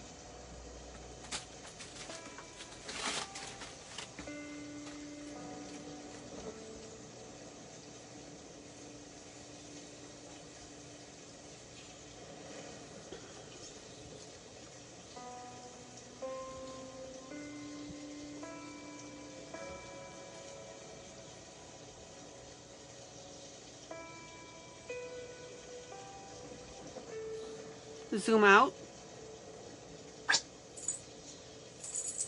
Alright, everybody see how beautiful now this blue looks. Look at that teeny tiny spot right there. We'll get that done. Okay.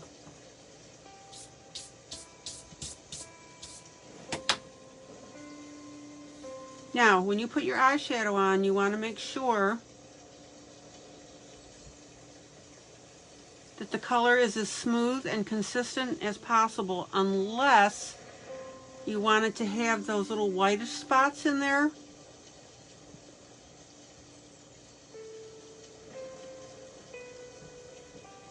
It depends what effect you want.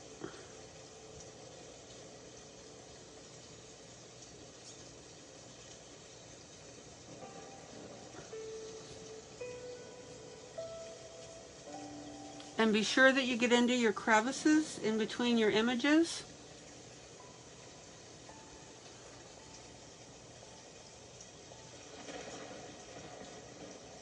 Otherwise, it'll stick out like a sore thumb.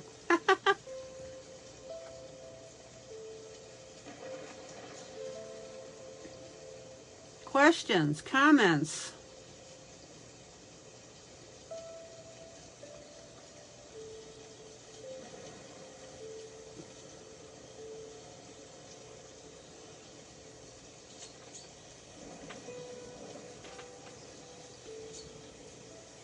Good night, Pearl.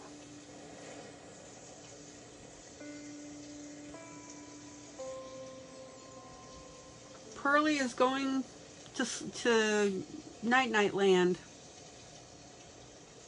Good to see you, Pearl. Zoom out. Zoom out.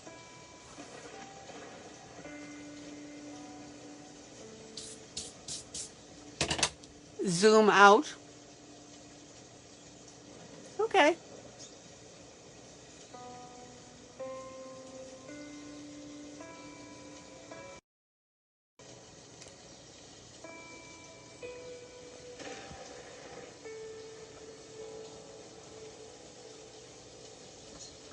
Everybody see how cool that looks.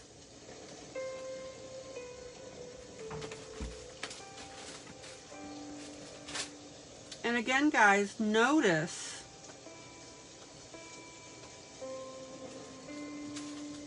that I'm coming in with my light blue on that background, right?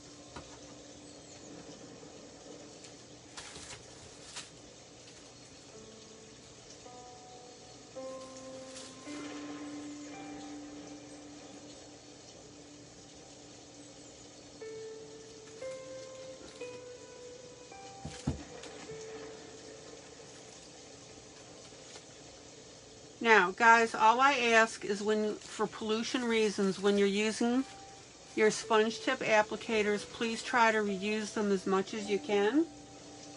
So what I do is I save my collection, and if I'm using a blue or if I have a clean end, I'll put them in here and then I'll check them to see what I can reuse. So that's just an aside for you. All right.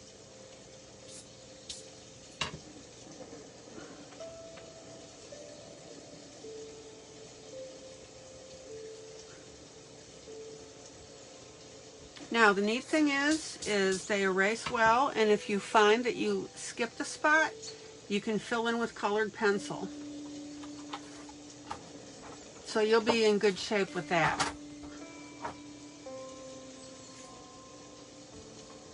Sandra, there are also eyeshadow kits that I put in the affiliate list, but totally up to you. If you can get them cheaper at the store, knock yourself out.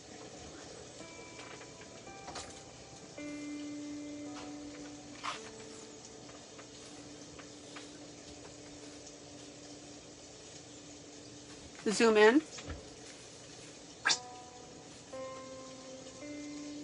Okay, I missed part of this table runner,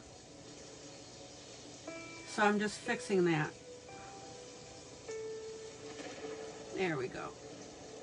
All right.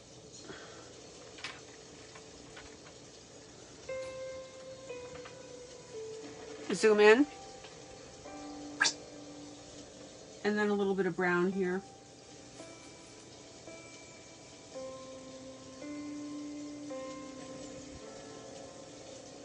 All right, zoom out.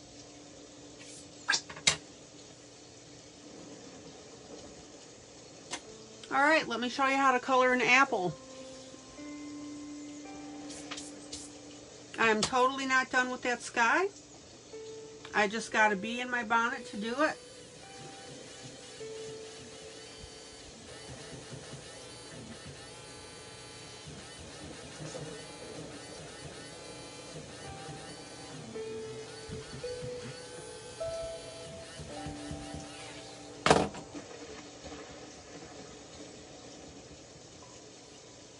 And we have another area. Zoom in.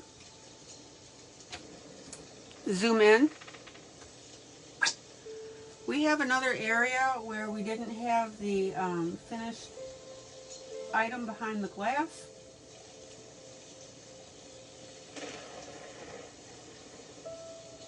So I'm going to draw that in real quick.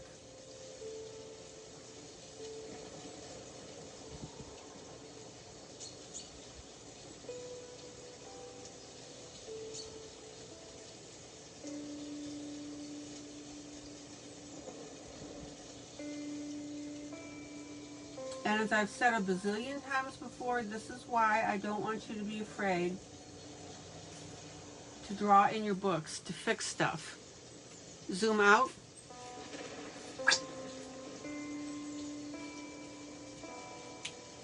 And this is why I've also said I think that all coloring book authors should be required to color their own pieces.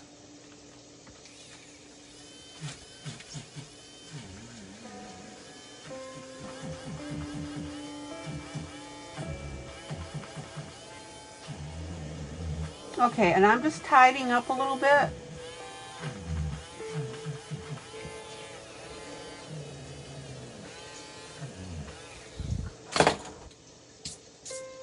I like to keep my areas just really clean and white and bright. Edelweiss, Edelweiss, clean and bright. Remember that song?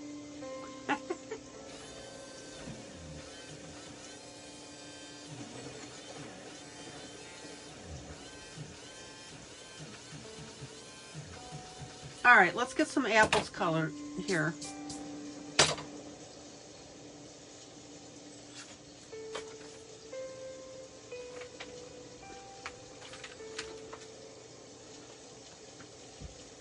Now, I colored some apples when I did the gnomes.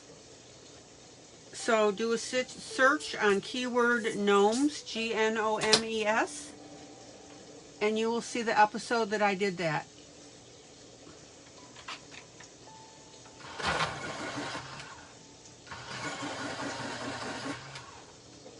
Zoom in.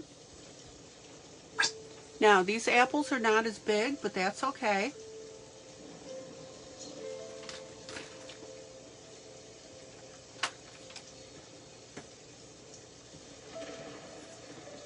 And the way that I like to do them is this. Zoom in. Oh yeah, the high school, Rebecca says she was in her high school's production of The Sound of Music, yeah. Edelweiss, Edelweiss, bless my homeland forever. Soft and white, clean and bright. Yeah. All right, so what you're gonna do is you'll take a little bit of pink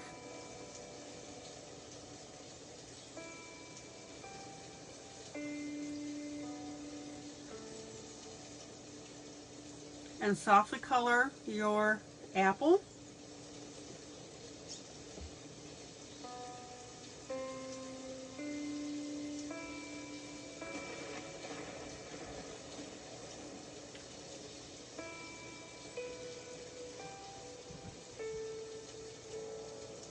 Zoom in. Yeah, now you'll be seeing it the rest of the night. Oh, Rebecca, good thing you weren't here earlier. Right, guys?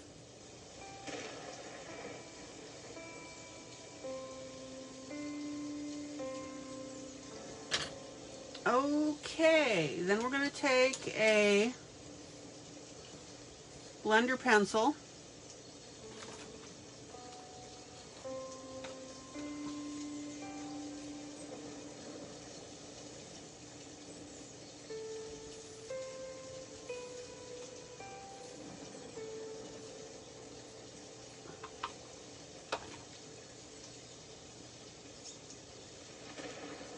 Sandra says her high school production was Oliver. I was in the choir, 1974. And Sarah says she's good with me moving around, which was my question about 15 minutes ago.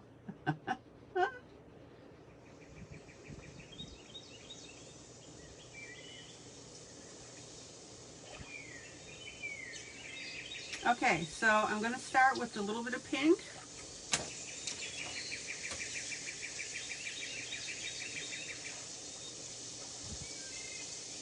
And then you want to take a healthy red.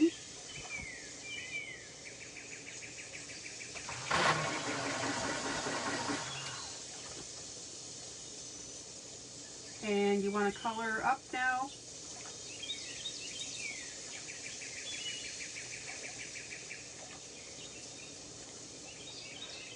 About the shape of the apple.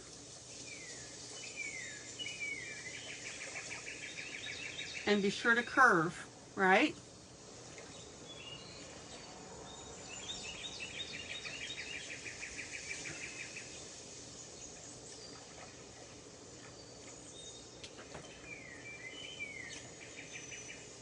And then you want to sparingly blend that in streaks, okay? You don't want to lose that pink.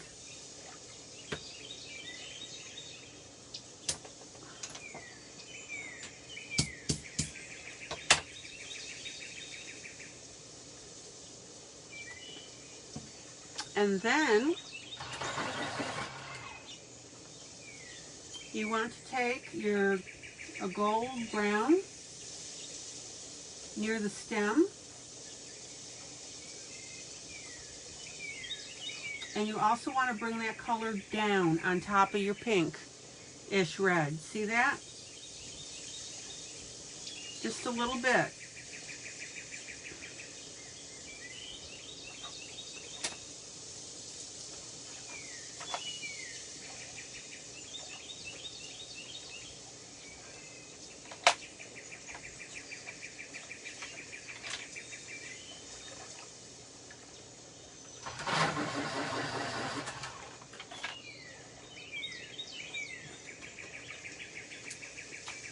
Hold on, I'm looking for a really robust and good red. There we go.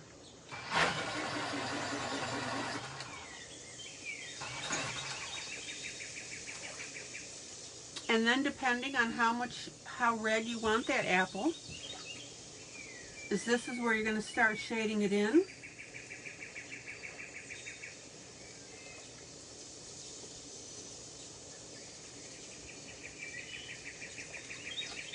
And notice that I'm not filling it in all the way. I'm leaving this yellowish streak.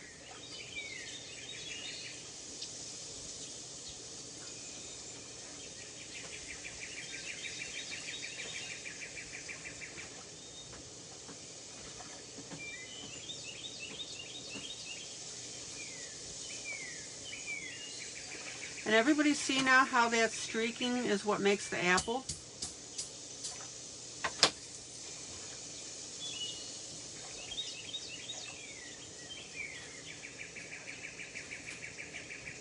And I'm going to use my blender pencil just to blend up that red just a little bit more towards the top. Again, up to you, but you want that streaking effect because that's what makes it look cool.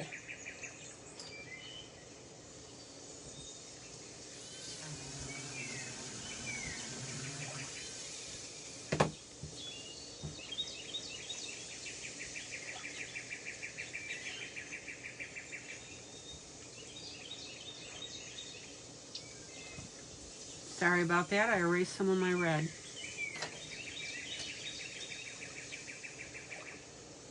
And then what's going to make it look really neat is you want to take a very narrow eraser. Let me get back to my apple. There we go. Now, I have the electric eraser here that's got the smaller eraser bits, and I'm not going to bother with it, switching it out at the moment. But what you want to do now is create a couple of curved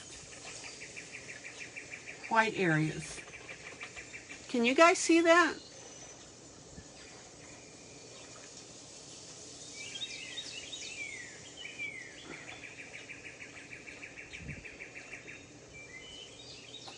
And if your curved areas are too big, then you go back in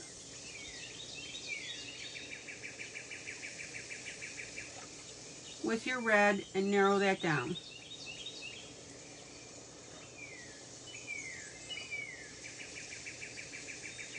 How does that look, guys? And you can even take a little bit of brown near the top. And also towards this edge to darken the edge.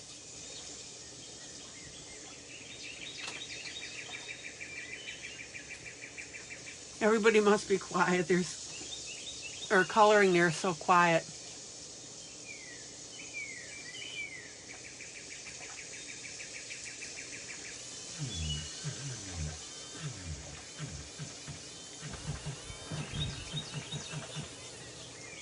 And for those of you who say that you're going to have Edelweiss rolling around in your head, I've got 3 national anthems rolling around in mine.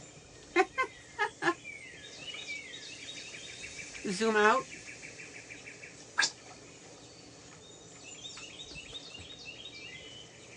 There you go.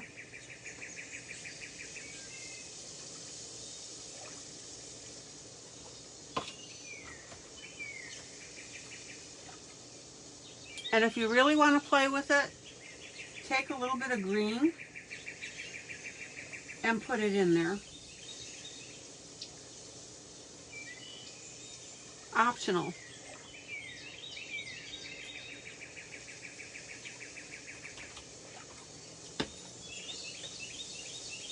Questions?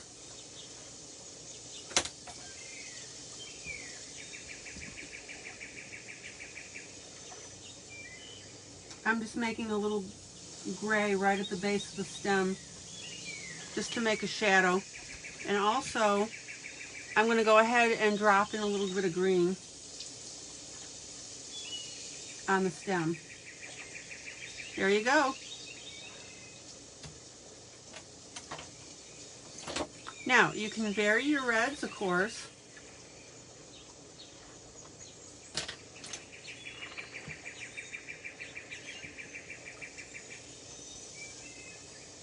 And like I said, if you think you're a little too streaky,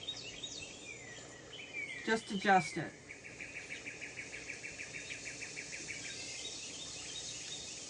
Zoom in.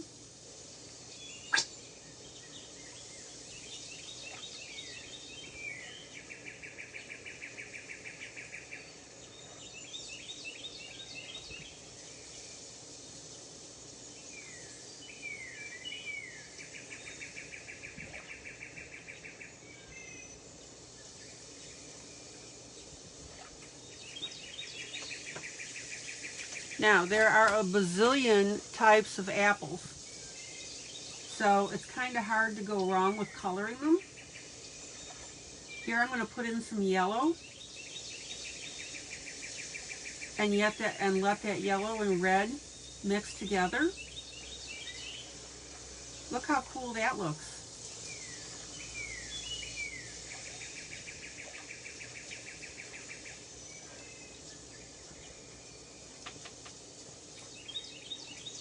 Very simple.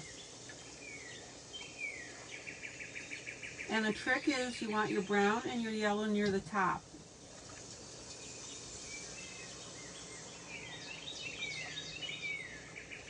All right.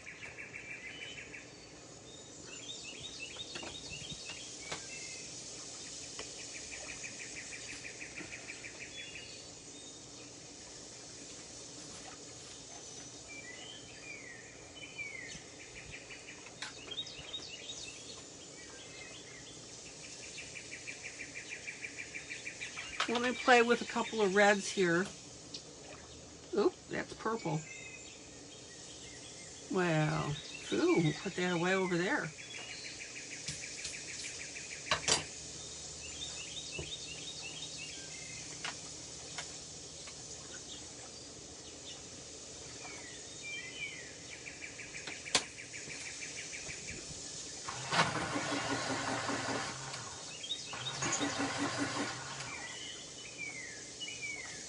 Now, these apples are a little bit harder to do because they're so darn small.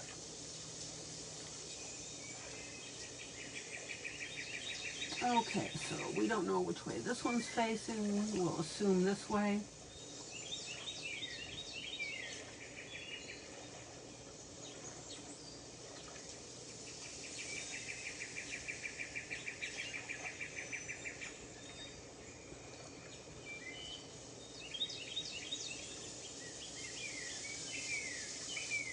So I'll use that red.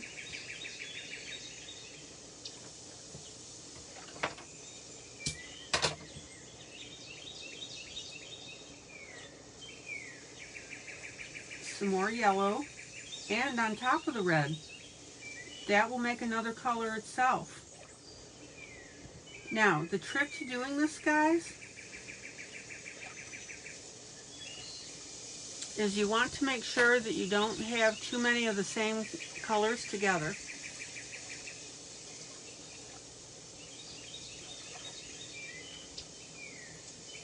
All right, let me get a darker red here.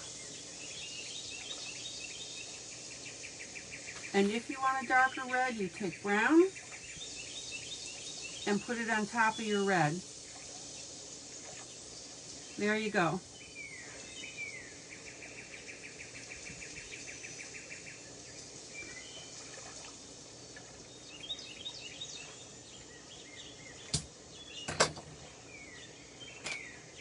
And let me get this last one here, or last two.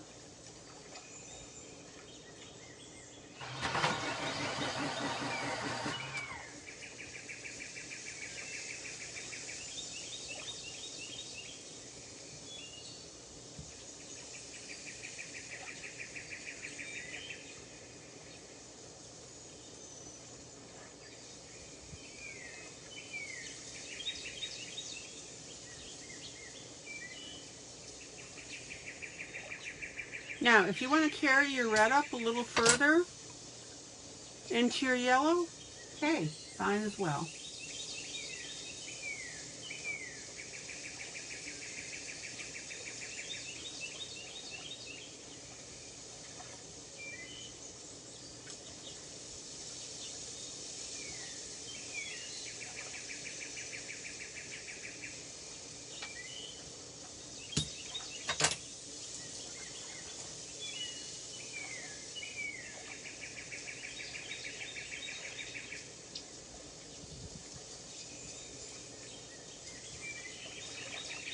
And I'm using a dark green instead of a black on these stems because I don't want them to disappear, especially since we've got them around these leaves. And if you'll notice, there's a leaf It looks like right here.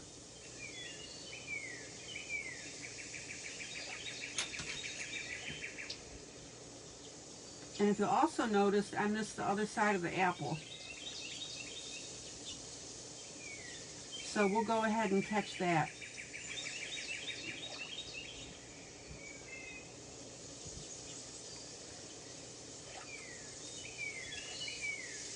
Now listen, I don't want you guys, if you don't get the exact colors that you want, don't fuss.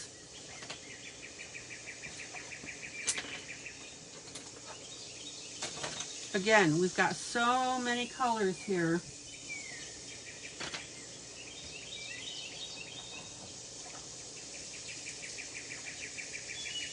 Of apples.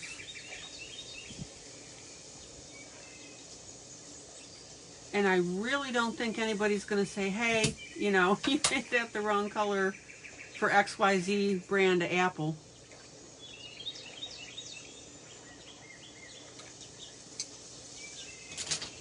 All right, let's get this last one in. Questions on how I've done these apples, guys?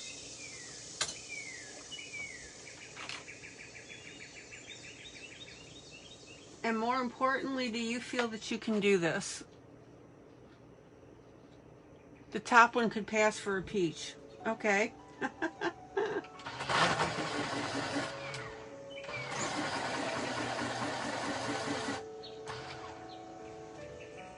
That being the case, I'm going to make it more red. Because I really do intend apples.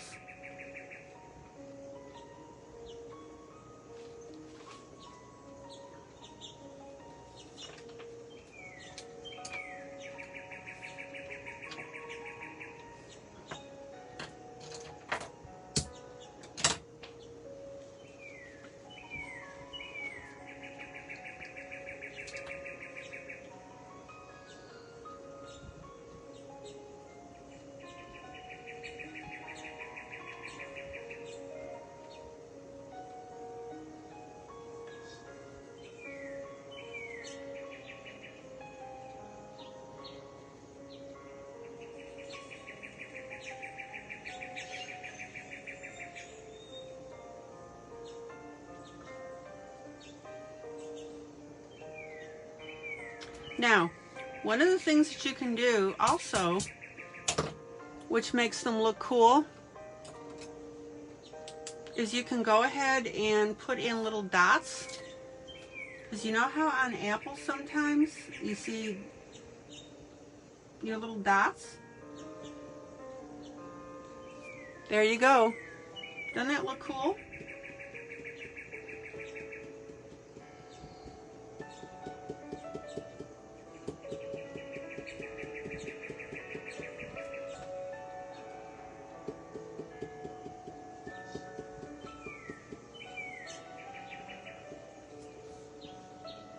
Zoom out.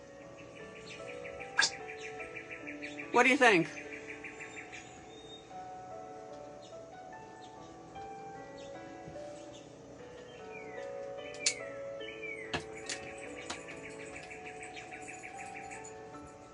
I like it.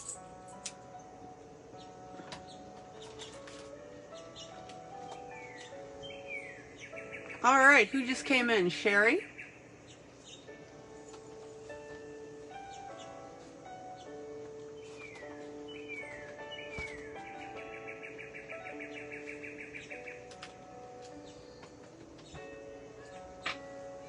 Hi, Sherry. Zoom out. Sherry says just me. Zoom out. Zoom out.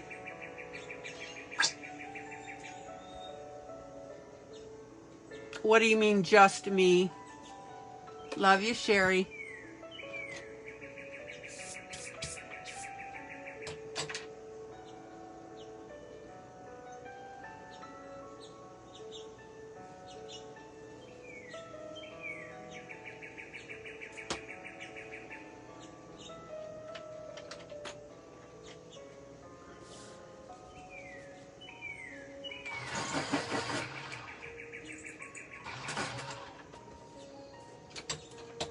Zoom in.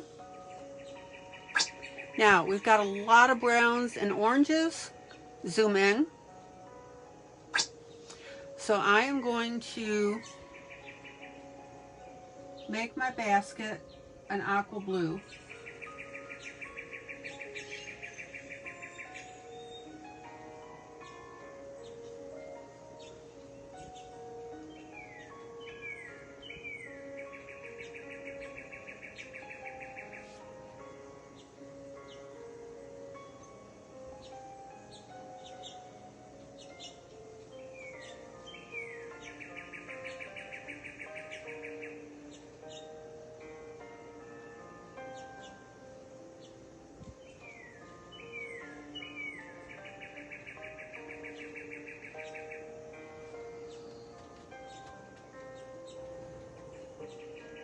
Oh, you closed down your little farmhouse yesterday. Oh, congratulations.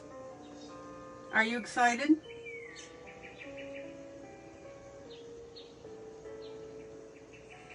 You've got big plans for that farm, don't you?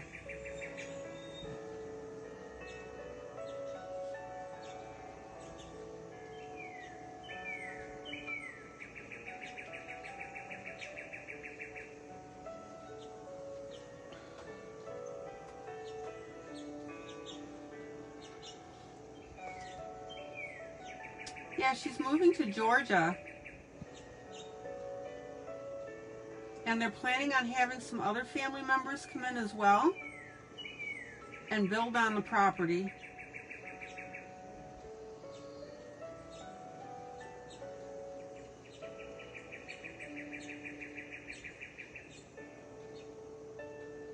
So Sherry, I guess it's going to be, yeah,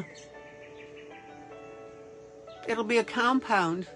It'll be the McKeska compound.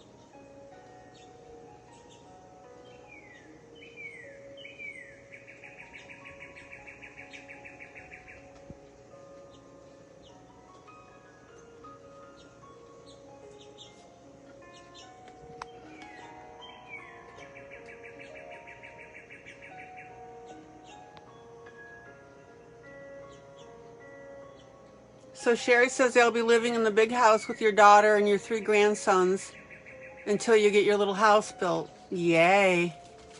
Good night, Sandra K. Zoom out.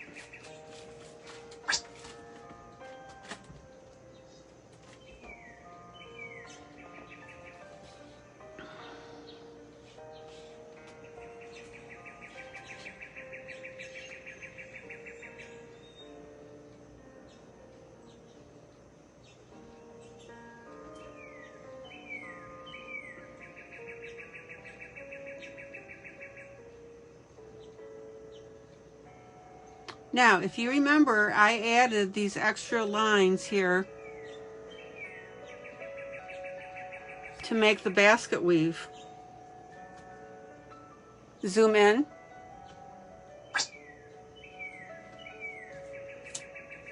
I'm telling you, it's going to be the family compound.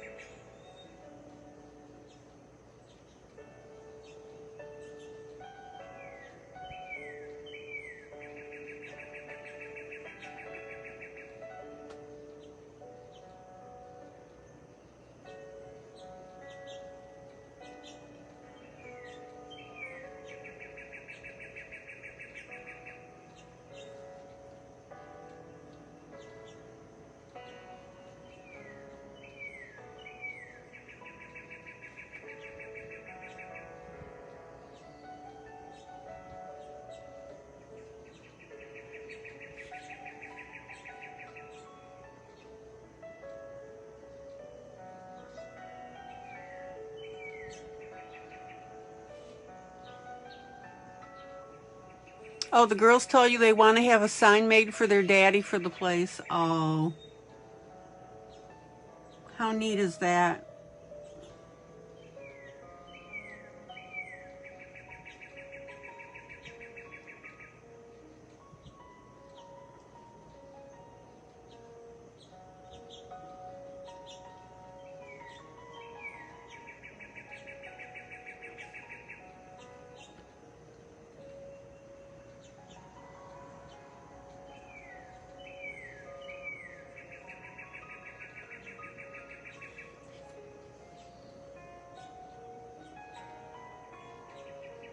Okay,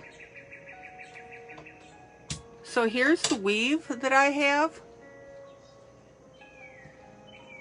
And now I'm going to go ahead and take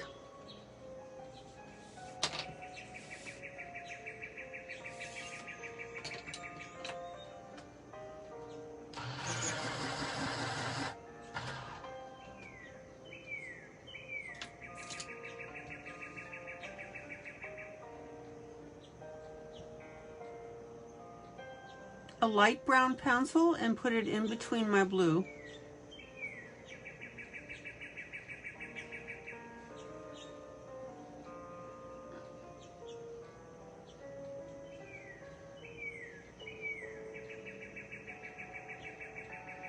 You could do this with a green as well.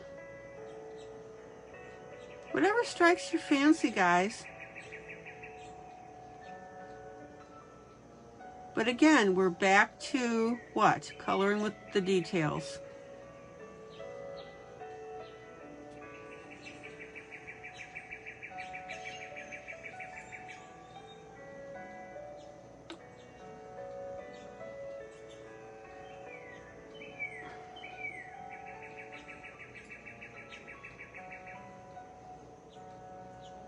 Oh, that's a good question, Sandra. Does the farm have a name that's meaningful to you guys?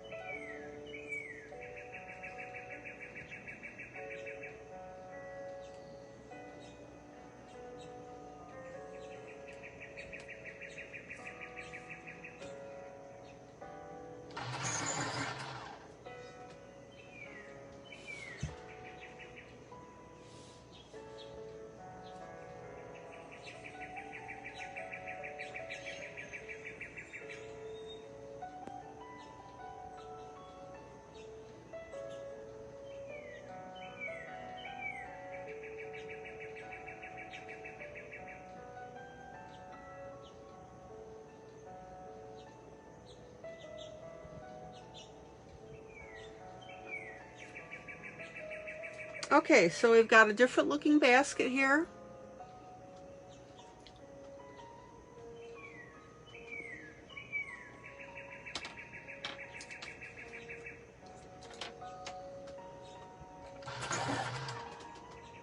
Now, this is going to be a little touchy because we have small spaces here.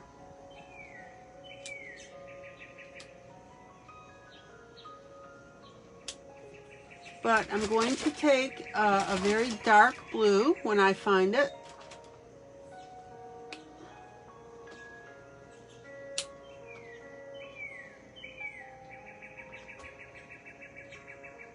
No, it was a wedding venue as well at one time, but no official farm name. Oh, they said they left a historical book there.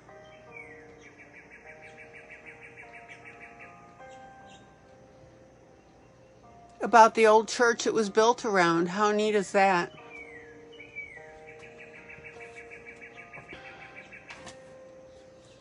Thank you, Sandra. I'm glad you liked the basket. Okay.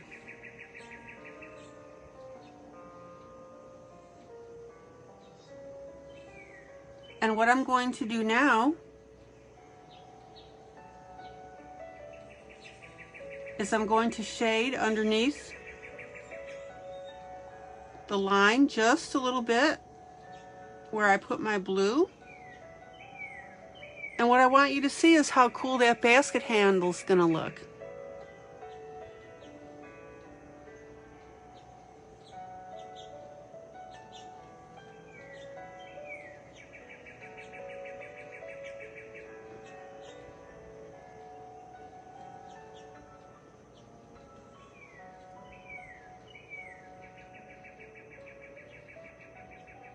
And what I want you to notice is not only am I coloring just below the line, but see on this bottom portion where the U part of the braid is, I'm coloring that as well.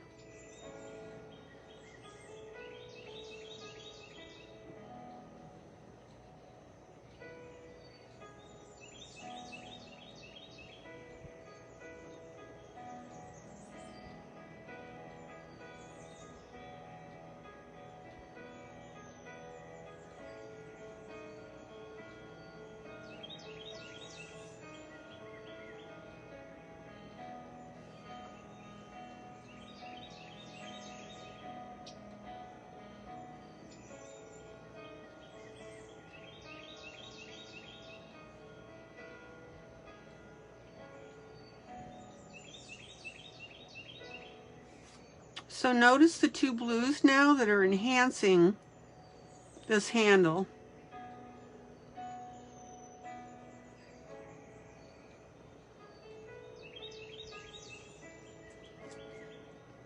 And this is why, guys, I don't want you to be afraid of your, we talked about dual colors.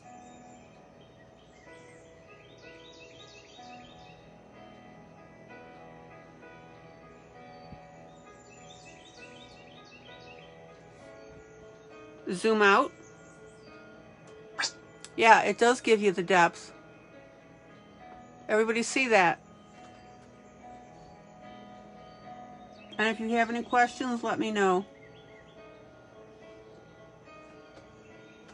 And I love the blue.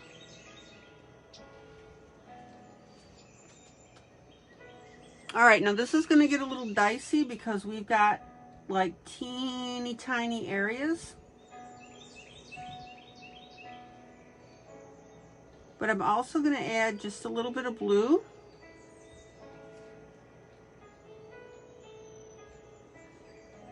Underneath these areas as well.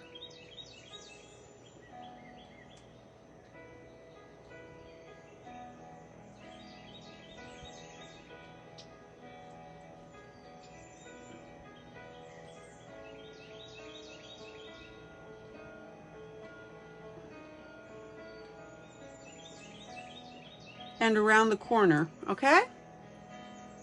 Zoom out.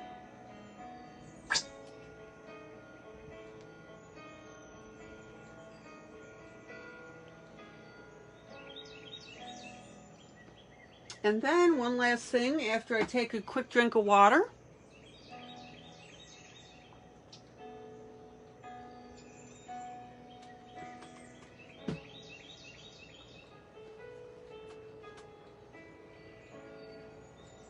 Is I'm going to zoom in. Zoom in. I'm going to add a little bit of blue to the bottom part of my basket X's. Now, I specifically want you to notice that I'm not covering up my lighter blue completely, okay?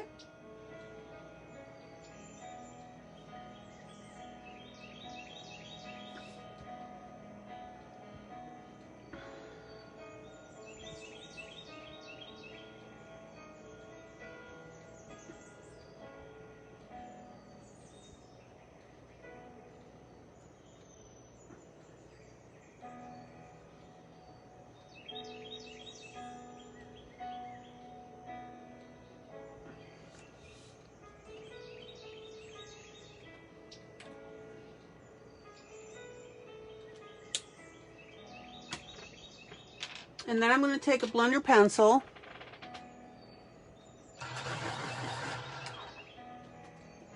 Yes, I've purchased Jade Summers books.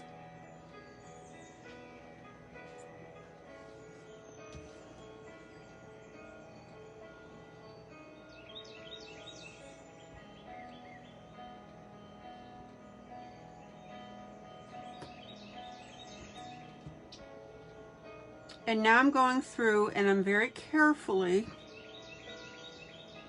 smoothing out my brown.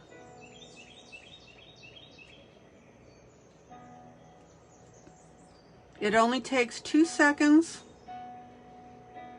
but it's going to make all the difference in the world.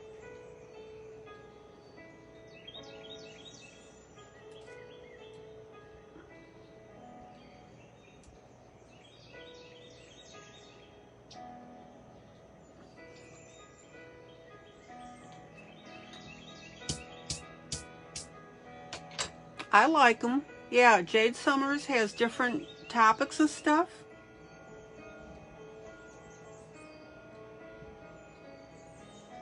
Do a keyword search in the group under Jade Summer and you'll see some of the things I've colored out of them. Zoom out. Zoom out. Hi, Kathy.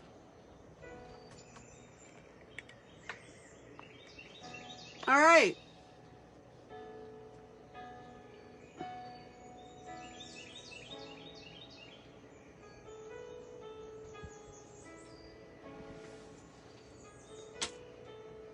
And then the last thing I'm going to do is I'm going to color in the chair on this side.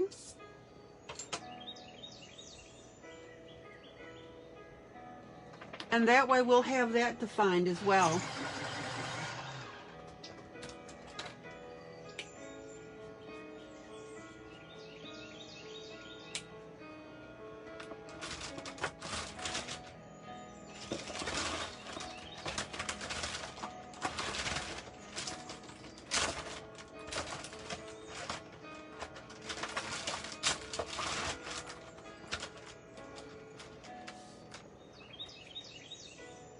Sandy, you go to the little magnifying glass in the upper right hand corner of the group.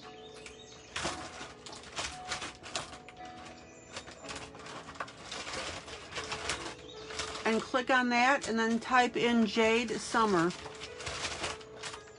or Jade Summers. Okay, give me a second. I'm looking for a decent brown here.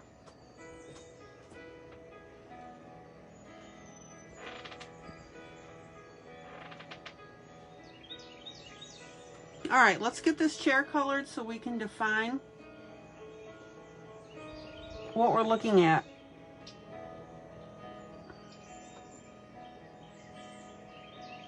Very light brown.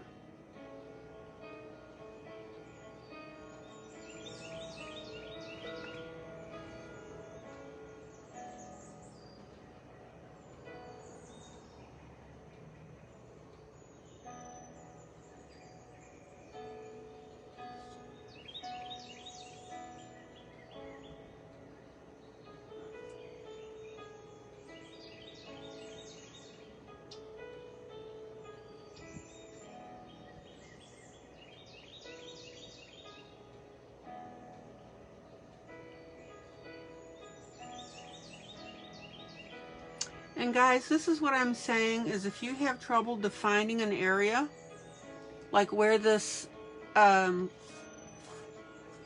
in, like where this chair is, go ahead and color your areas.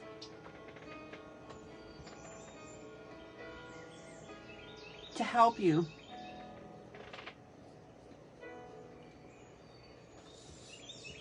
Zoom in.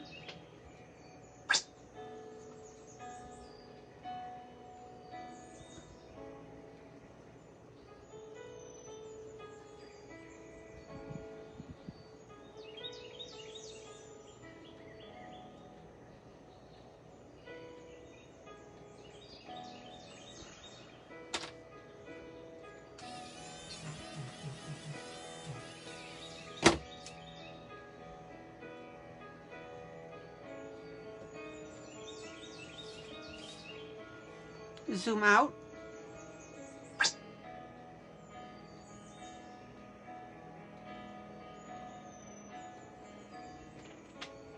Yeah, I'm about to wrap up, Sandra, as well. Good night. I've got about 7 more minutes.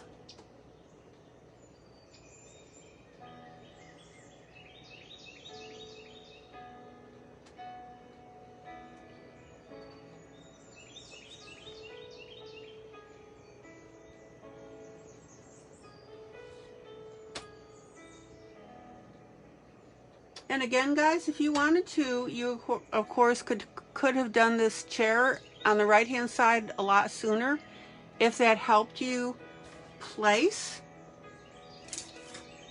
and get a bearing as to what the heck was going on.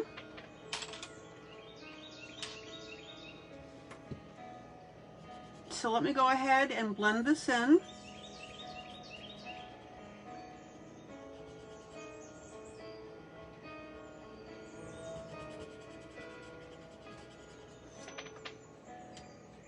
And like I said, I'm working on zoom in, zoom in. I'm working with a very light brown.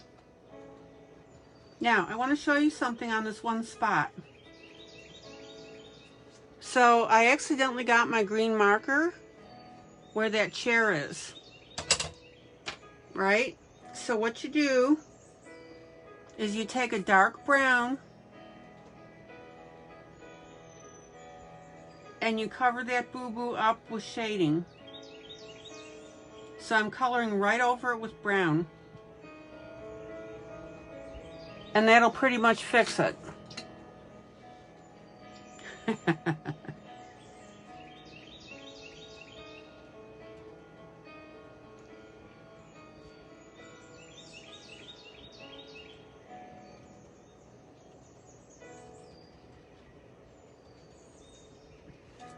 And guys, this is why I don't want you to get paranoid about any boo-boos that you have in your pieces.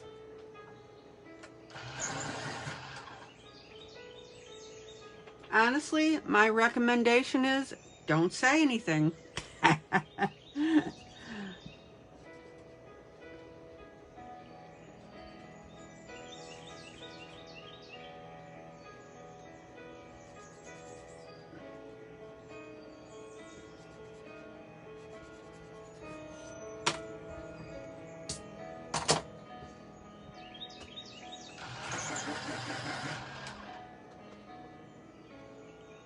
And I'm almost done, guys.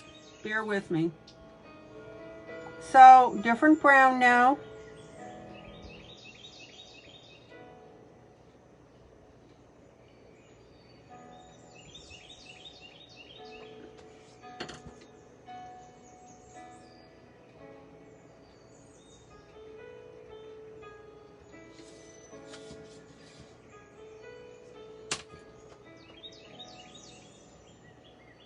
And the other thing is, I don't want you to fuss about not matching your other chair. Why do you think I'm saying that, guys?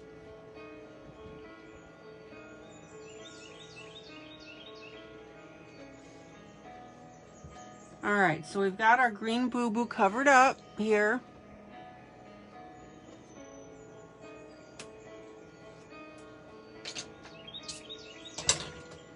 What is it? What is the characteristic about chairs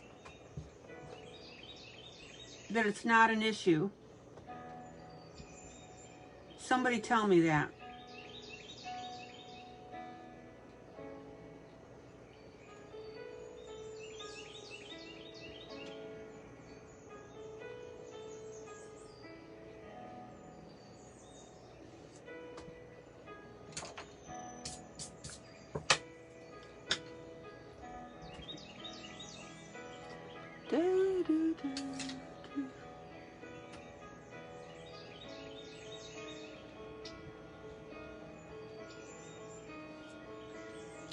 Rhonda says they're all slightly different in color and texture. Exactly.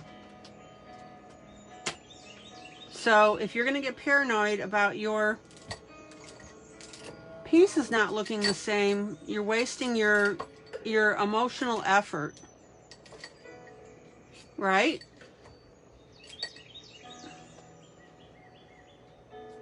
Zoom out.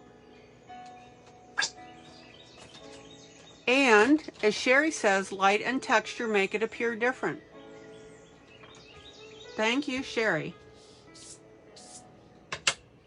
All right, what do you guys think?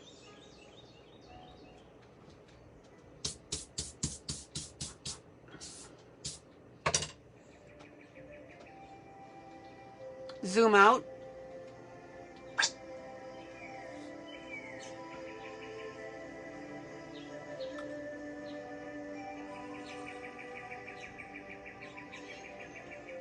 Now, the other thing you can do, let me show you a little trick here. So this chair is a little bit redder in color than this chair is. Watch this.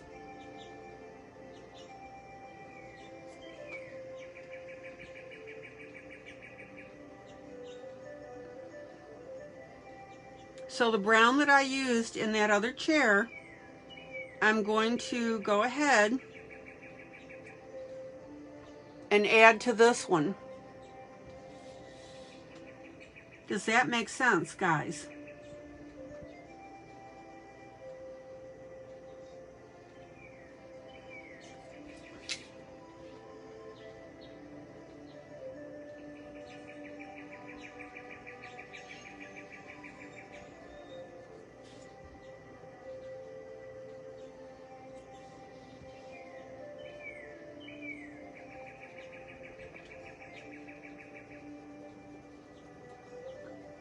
And also notice that for the most part, that reddish brown that I'm adding to my darker spots.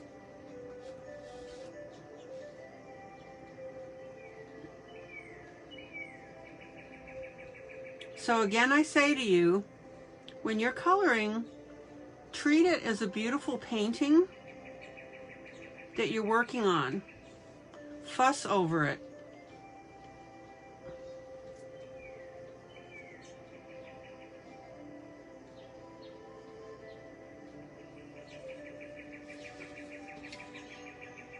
Everybody see how gorgeous that looks?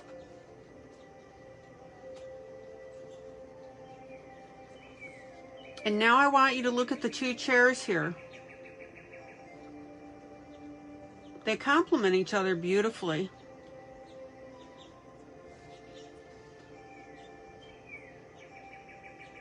And I also want you to notice that I'm holding my pencil near the end because I don't want to pound in a lot of this reddish brown. I can't emphasize this enough. When you go over an area with a pencil, it is depositing its color on that area. And sometimes that deposit is very subtle, but trust me, it's there. Does that make sense, guys?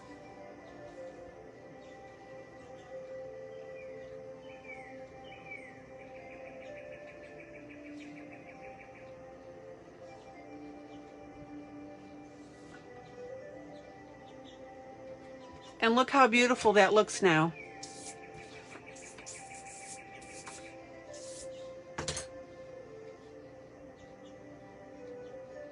I think this piece is turning out beautifully. Guys, don't pound a color when you're adding layers of color. Don't pound your layers in, because trust me, they are depositing. And they are making a color difference.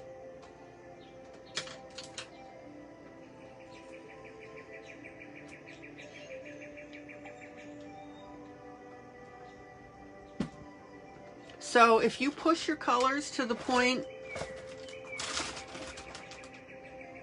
let me figure out how to say this. If you feel that you need to push your colors to the point that you blatantly see them,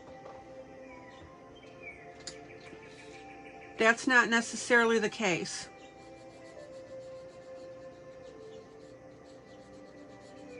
Okay, and Rhonda, I want you to look at this. I'm taking my blender pencil and I'm very lightly blending over my chair pieces.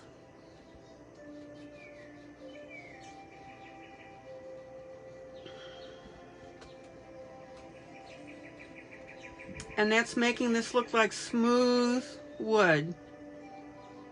Isn't that beautiful?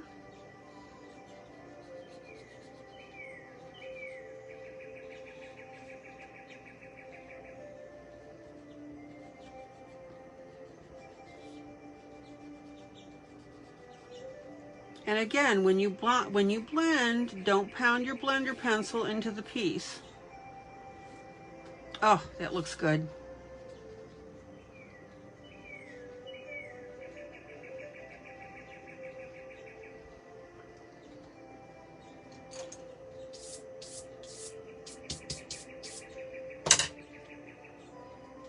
Now, one of the things that I'm considering doing, and I really need to think about this, is, you know, those plastic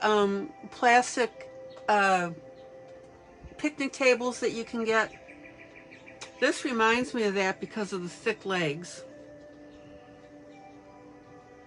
So I'm thinking about making it a shade of green, maybe.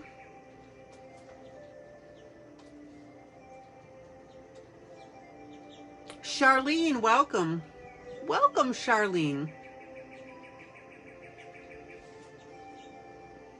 Miss Charlene, you're new, aren't you?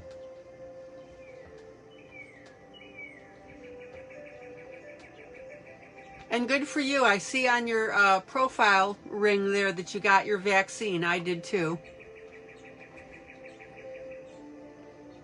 So I'm thinking about making Charlene welcome. Oh, Sandy, good. Well, Charlene, unfortunately, I'm about to sign off. I've been on for 3 hours. But before I leave, I want to tell you, and thank you, Sandy, for telling her about this group. Charlene, it doesn't matter what level coloring you're at, or even if you're just coming in here for company. We have a lot of fun. We do. And Charlene,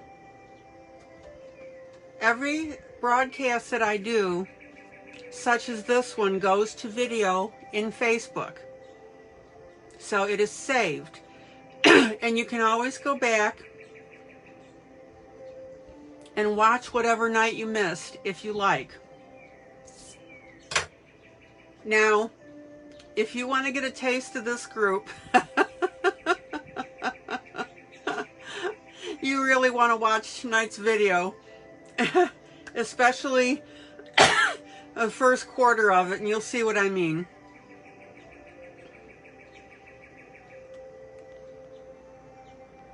We have great people. Sandy, encourage Charlene to watch the front half of this video.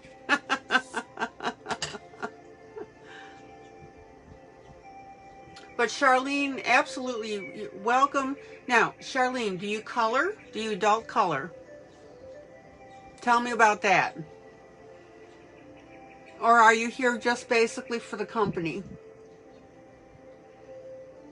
It doesn't matter what level you're at.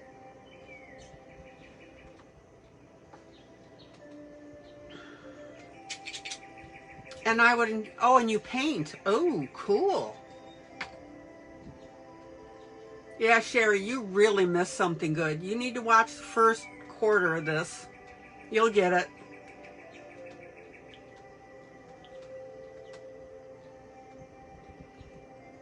Charlene, how long have you been painting?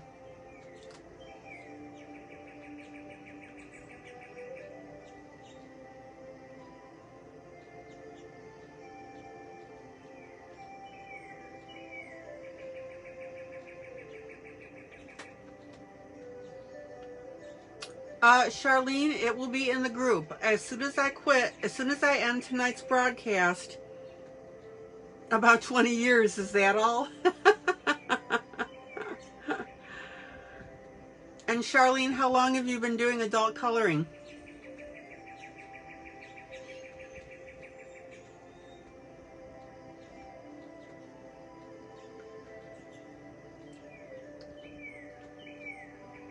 So, as I was saying, Charlene, the video, this will turn to video. It just takes about 5 minutes to download. After I quit, all right, about 7 years. Okay, great.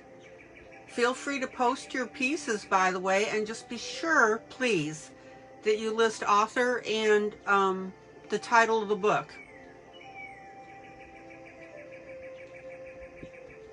And the reason that's important is because Facebook requires it for copyright reasons. But more importantly, if somebody sees your work and they want to, and they feel excited about and inspired about how you colored a piece, they need to know where to get it.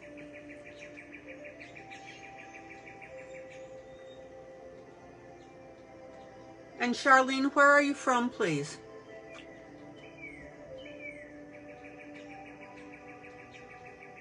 I'm in Cookeville, Tennessee, and then that's about an hour east of Nashville.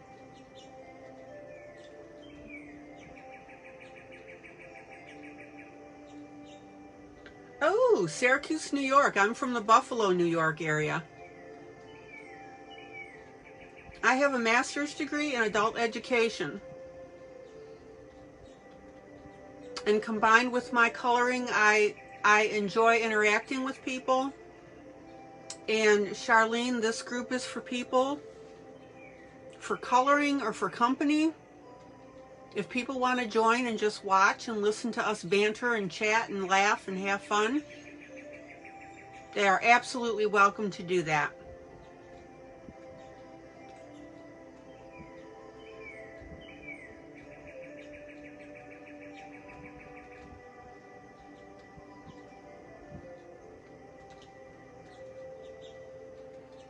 Oh, you taught adult education for 11 years. Yeah, I got my master's degree from the University of Buffalo.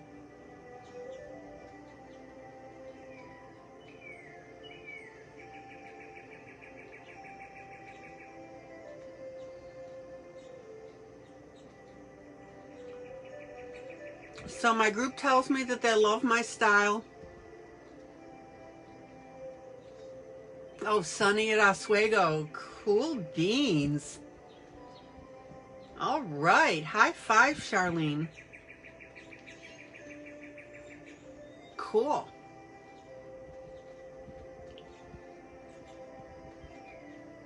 Okay, guys, I'm going to call it an evening. I showed you how to color apples, how I color apples. But I want an opinion before you guys go. So what do you think about making this like one of those little plastic tables? You know, obviously it'll be done up very nicely. But this is what this reminds me of.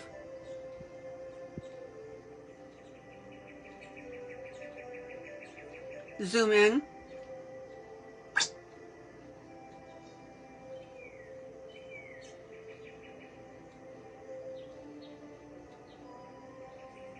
Yeah, Sherry, a plastic resin table.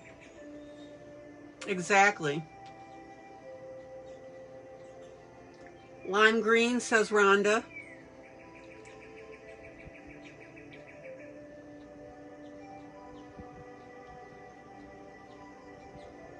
Yeah, we need to make sure that it's a color that it's very clear that it's a plastic table. Because to me, this is the type of table that would be sitting outside.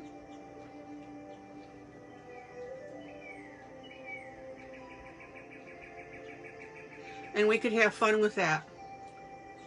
Kathy's thinking yellow or red. Yeah.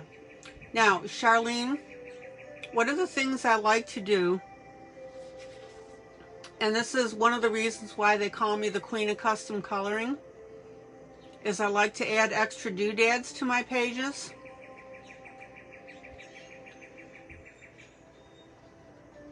So these are little teeny tiny stones along the brim of the hat. And also on this particular page, I had to do,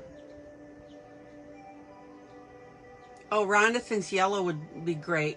Zoom out. Zoom out.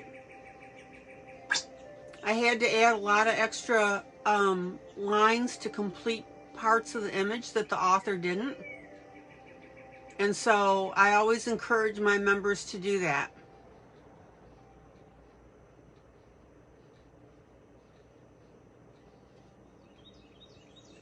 And honestly, as I'm looking at this, I could see some things I could do with those tree branches to make those a little better as well. But anyway, anyway, that's what we do here.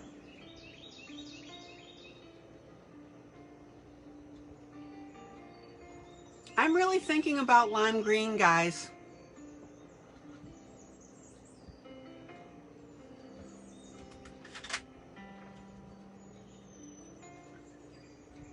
Here, let me show you. Zoom in.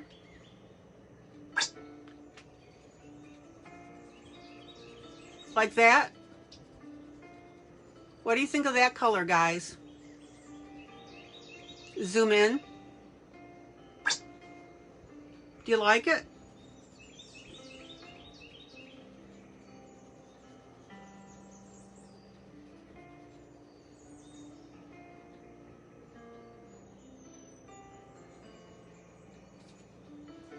Zoom out. And of course I'll shade that as well.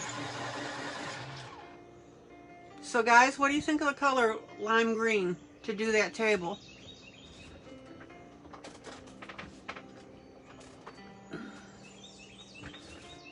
Let's take a real quick vote right now. Wouldn't conflict with the other colors, okay.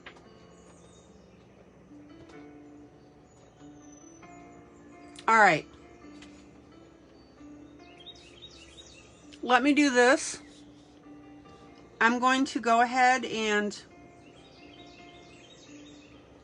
oh, what the heck. Do you guys have a few more minutes?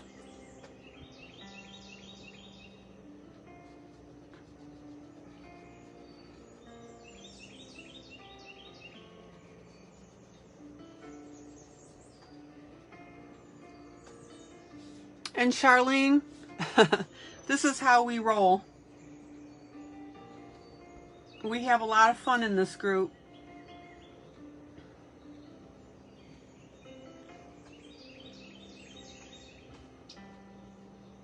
Now, don't get me wrong. I'm very serious about adult coloring. And my main goal, of course, is to teach it and teach different things.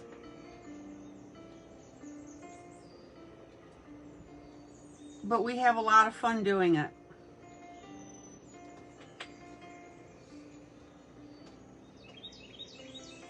Okay, so everybody says lime green. Oh, and Charlene, I don't do this all the time for input on color. Every once in a while.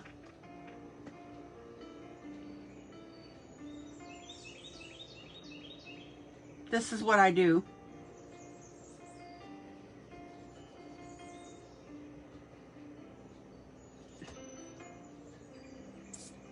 Oh boy, and that is standing out. Because obviously if I didn't agree with that color, I wouldn't go with it.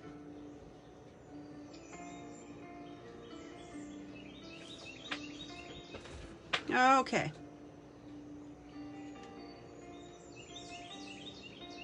And again, you guys know that I'm not just going to leave it like that, right?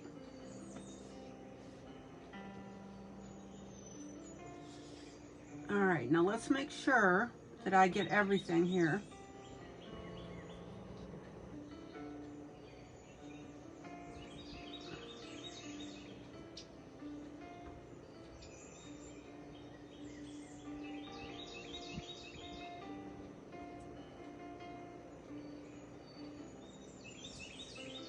And what I want to point out, guys, is the reason that this works is because, why? We have other greens in here.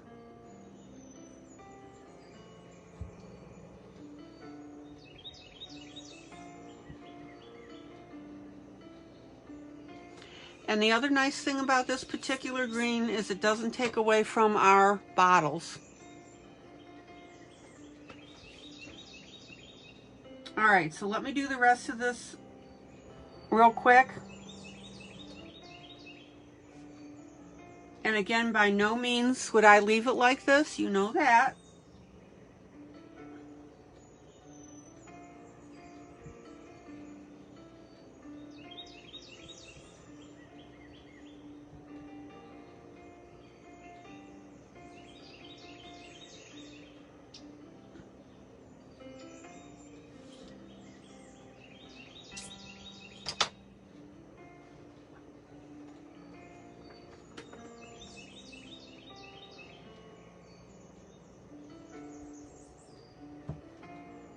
And I have no idea what this piece right here is.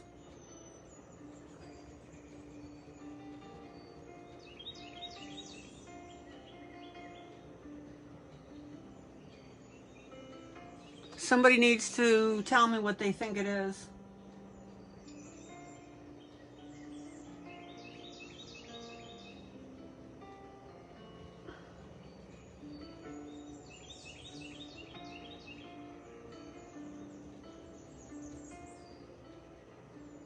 What the heck is that?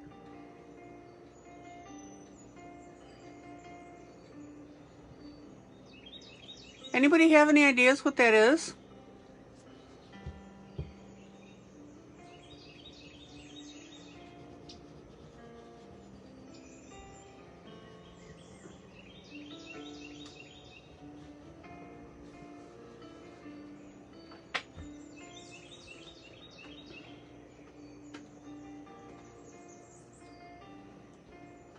Hi, Wanda.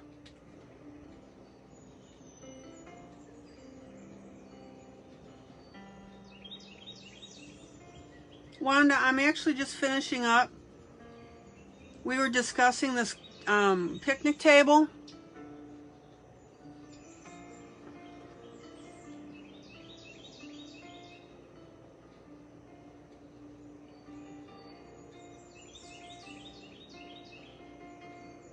I don't know if it's a chair leg or not. Maybe.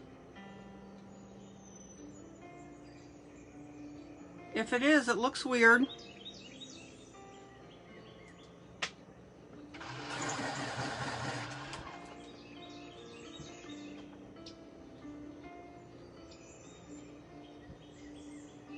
So Wanda, the discussion was about making this look like one of those plastic picnic tables that you would have in your yard. And the reason that I'm doing that, guys, is because we've got so much wood and so many browns in here, we needed to do something different. So this is perfectly appropriate.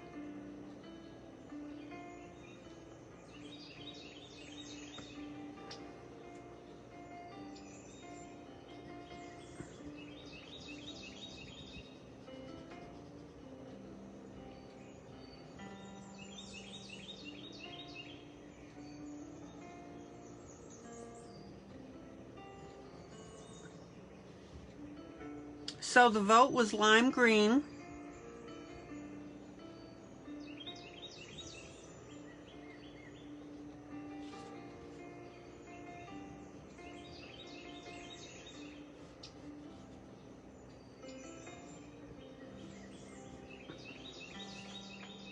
Zoom out. Rhonda said she colored it as part of the chair. Okay.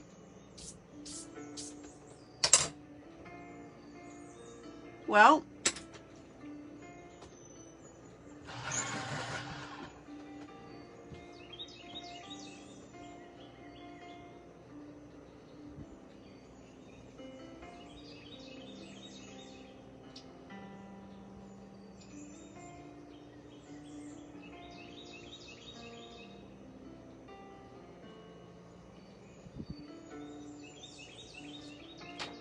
I'll do that real quick.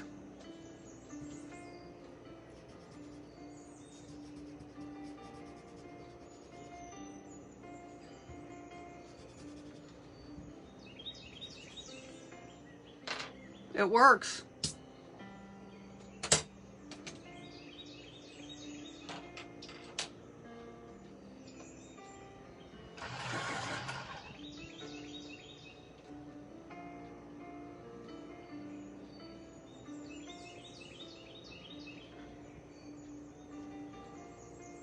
Now remember, if your pencils crumble like this,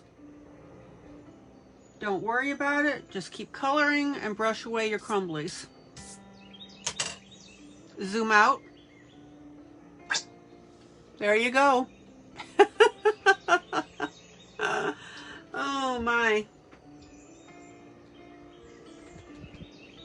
All right, so we corrected the image by putting a line behind the glass and making the red behind the glass lighter than the cake stand. Did the same thing here, is put the lines behind the glass. Made some corrections with stuff.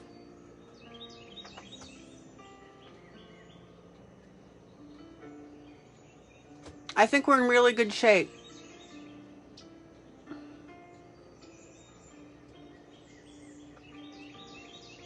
Yeah, Wanda, yep.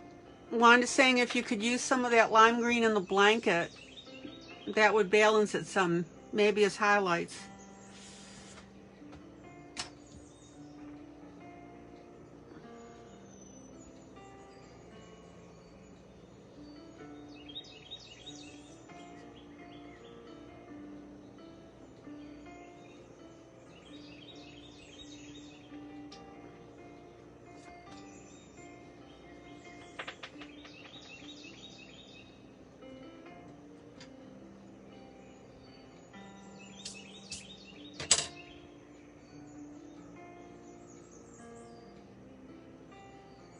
Oh, I colored the base of the cake stand like the table. Yeah. I did. Zoom in. Let me fix that real quick.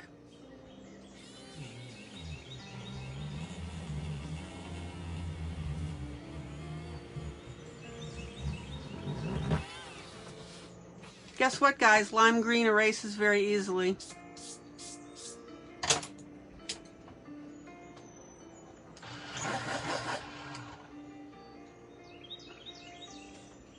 Oh, Sandy said you bought the book off Amazon.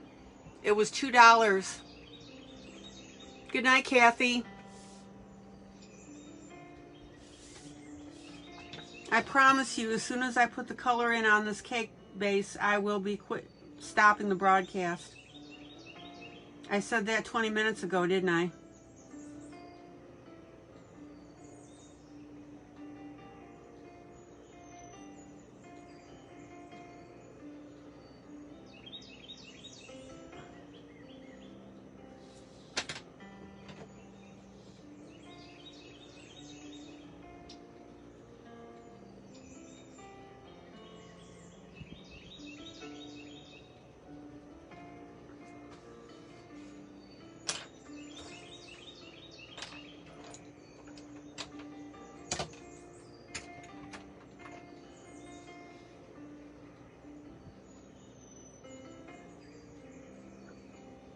And a little bit of white in the center just to emphasize that outside border. There you go. Okay.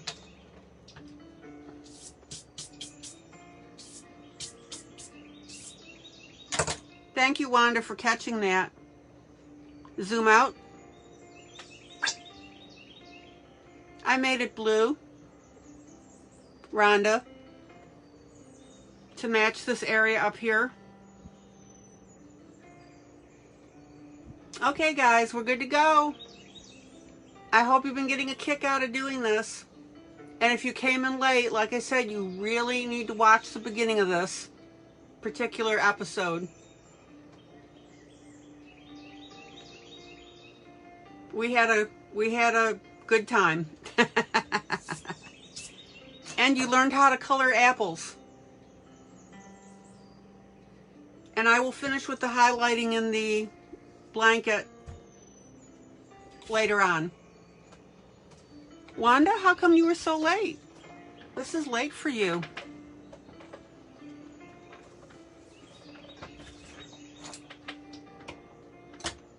All right, anybody have any questions or comments before I do finally sign off? Charlene, welcome to the group.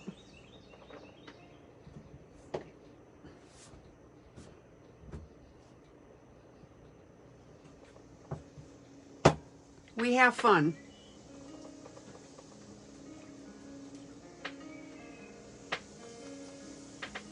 Hopefully we don't scare Charlene off.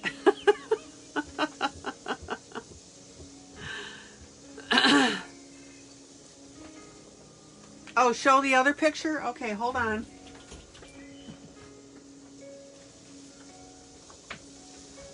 Charlene Eileen, this is the other picture from the same book that we just finished.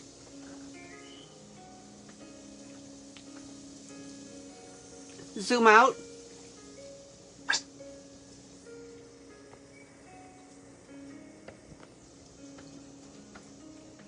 Oh, Wanda, I'm glad you had a good time. Super. Now, Charlene, look. We even have Tiffany lamps. Look at that. And stained glass areas.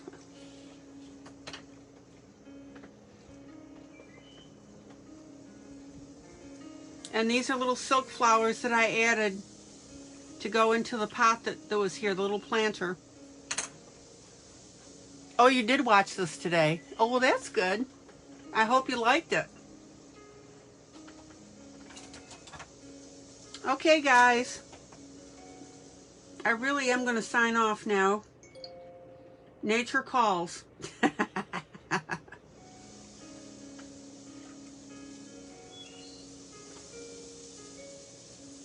Alright guys, this is ILene Vick for Teaching Adult Coloring with ILene Vick. Oh, Charlene says she used to make stained glass lamps. Love you guys. Love you guys. I am so glad you could make it. Wanda, thanks for popping in. I was wondering where you were.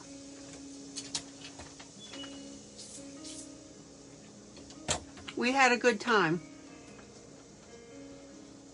Alright guys, joyous coloring. Guys, be kind to each other, please. I know you are.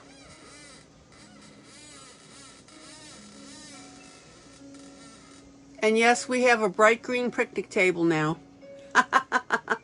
Love you guys. Take care. Bye.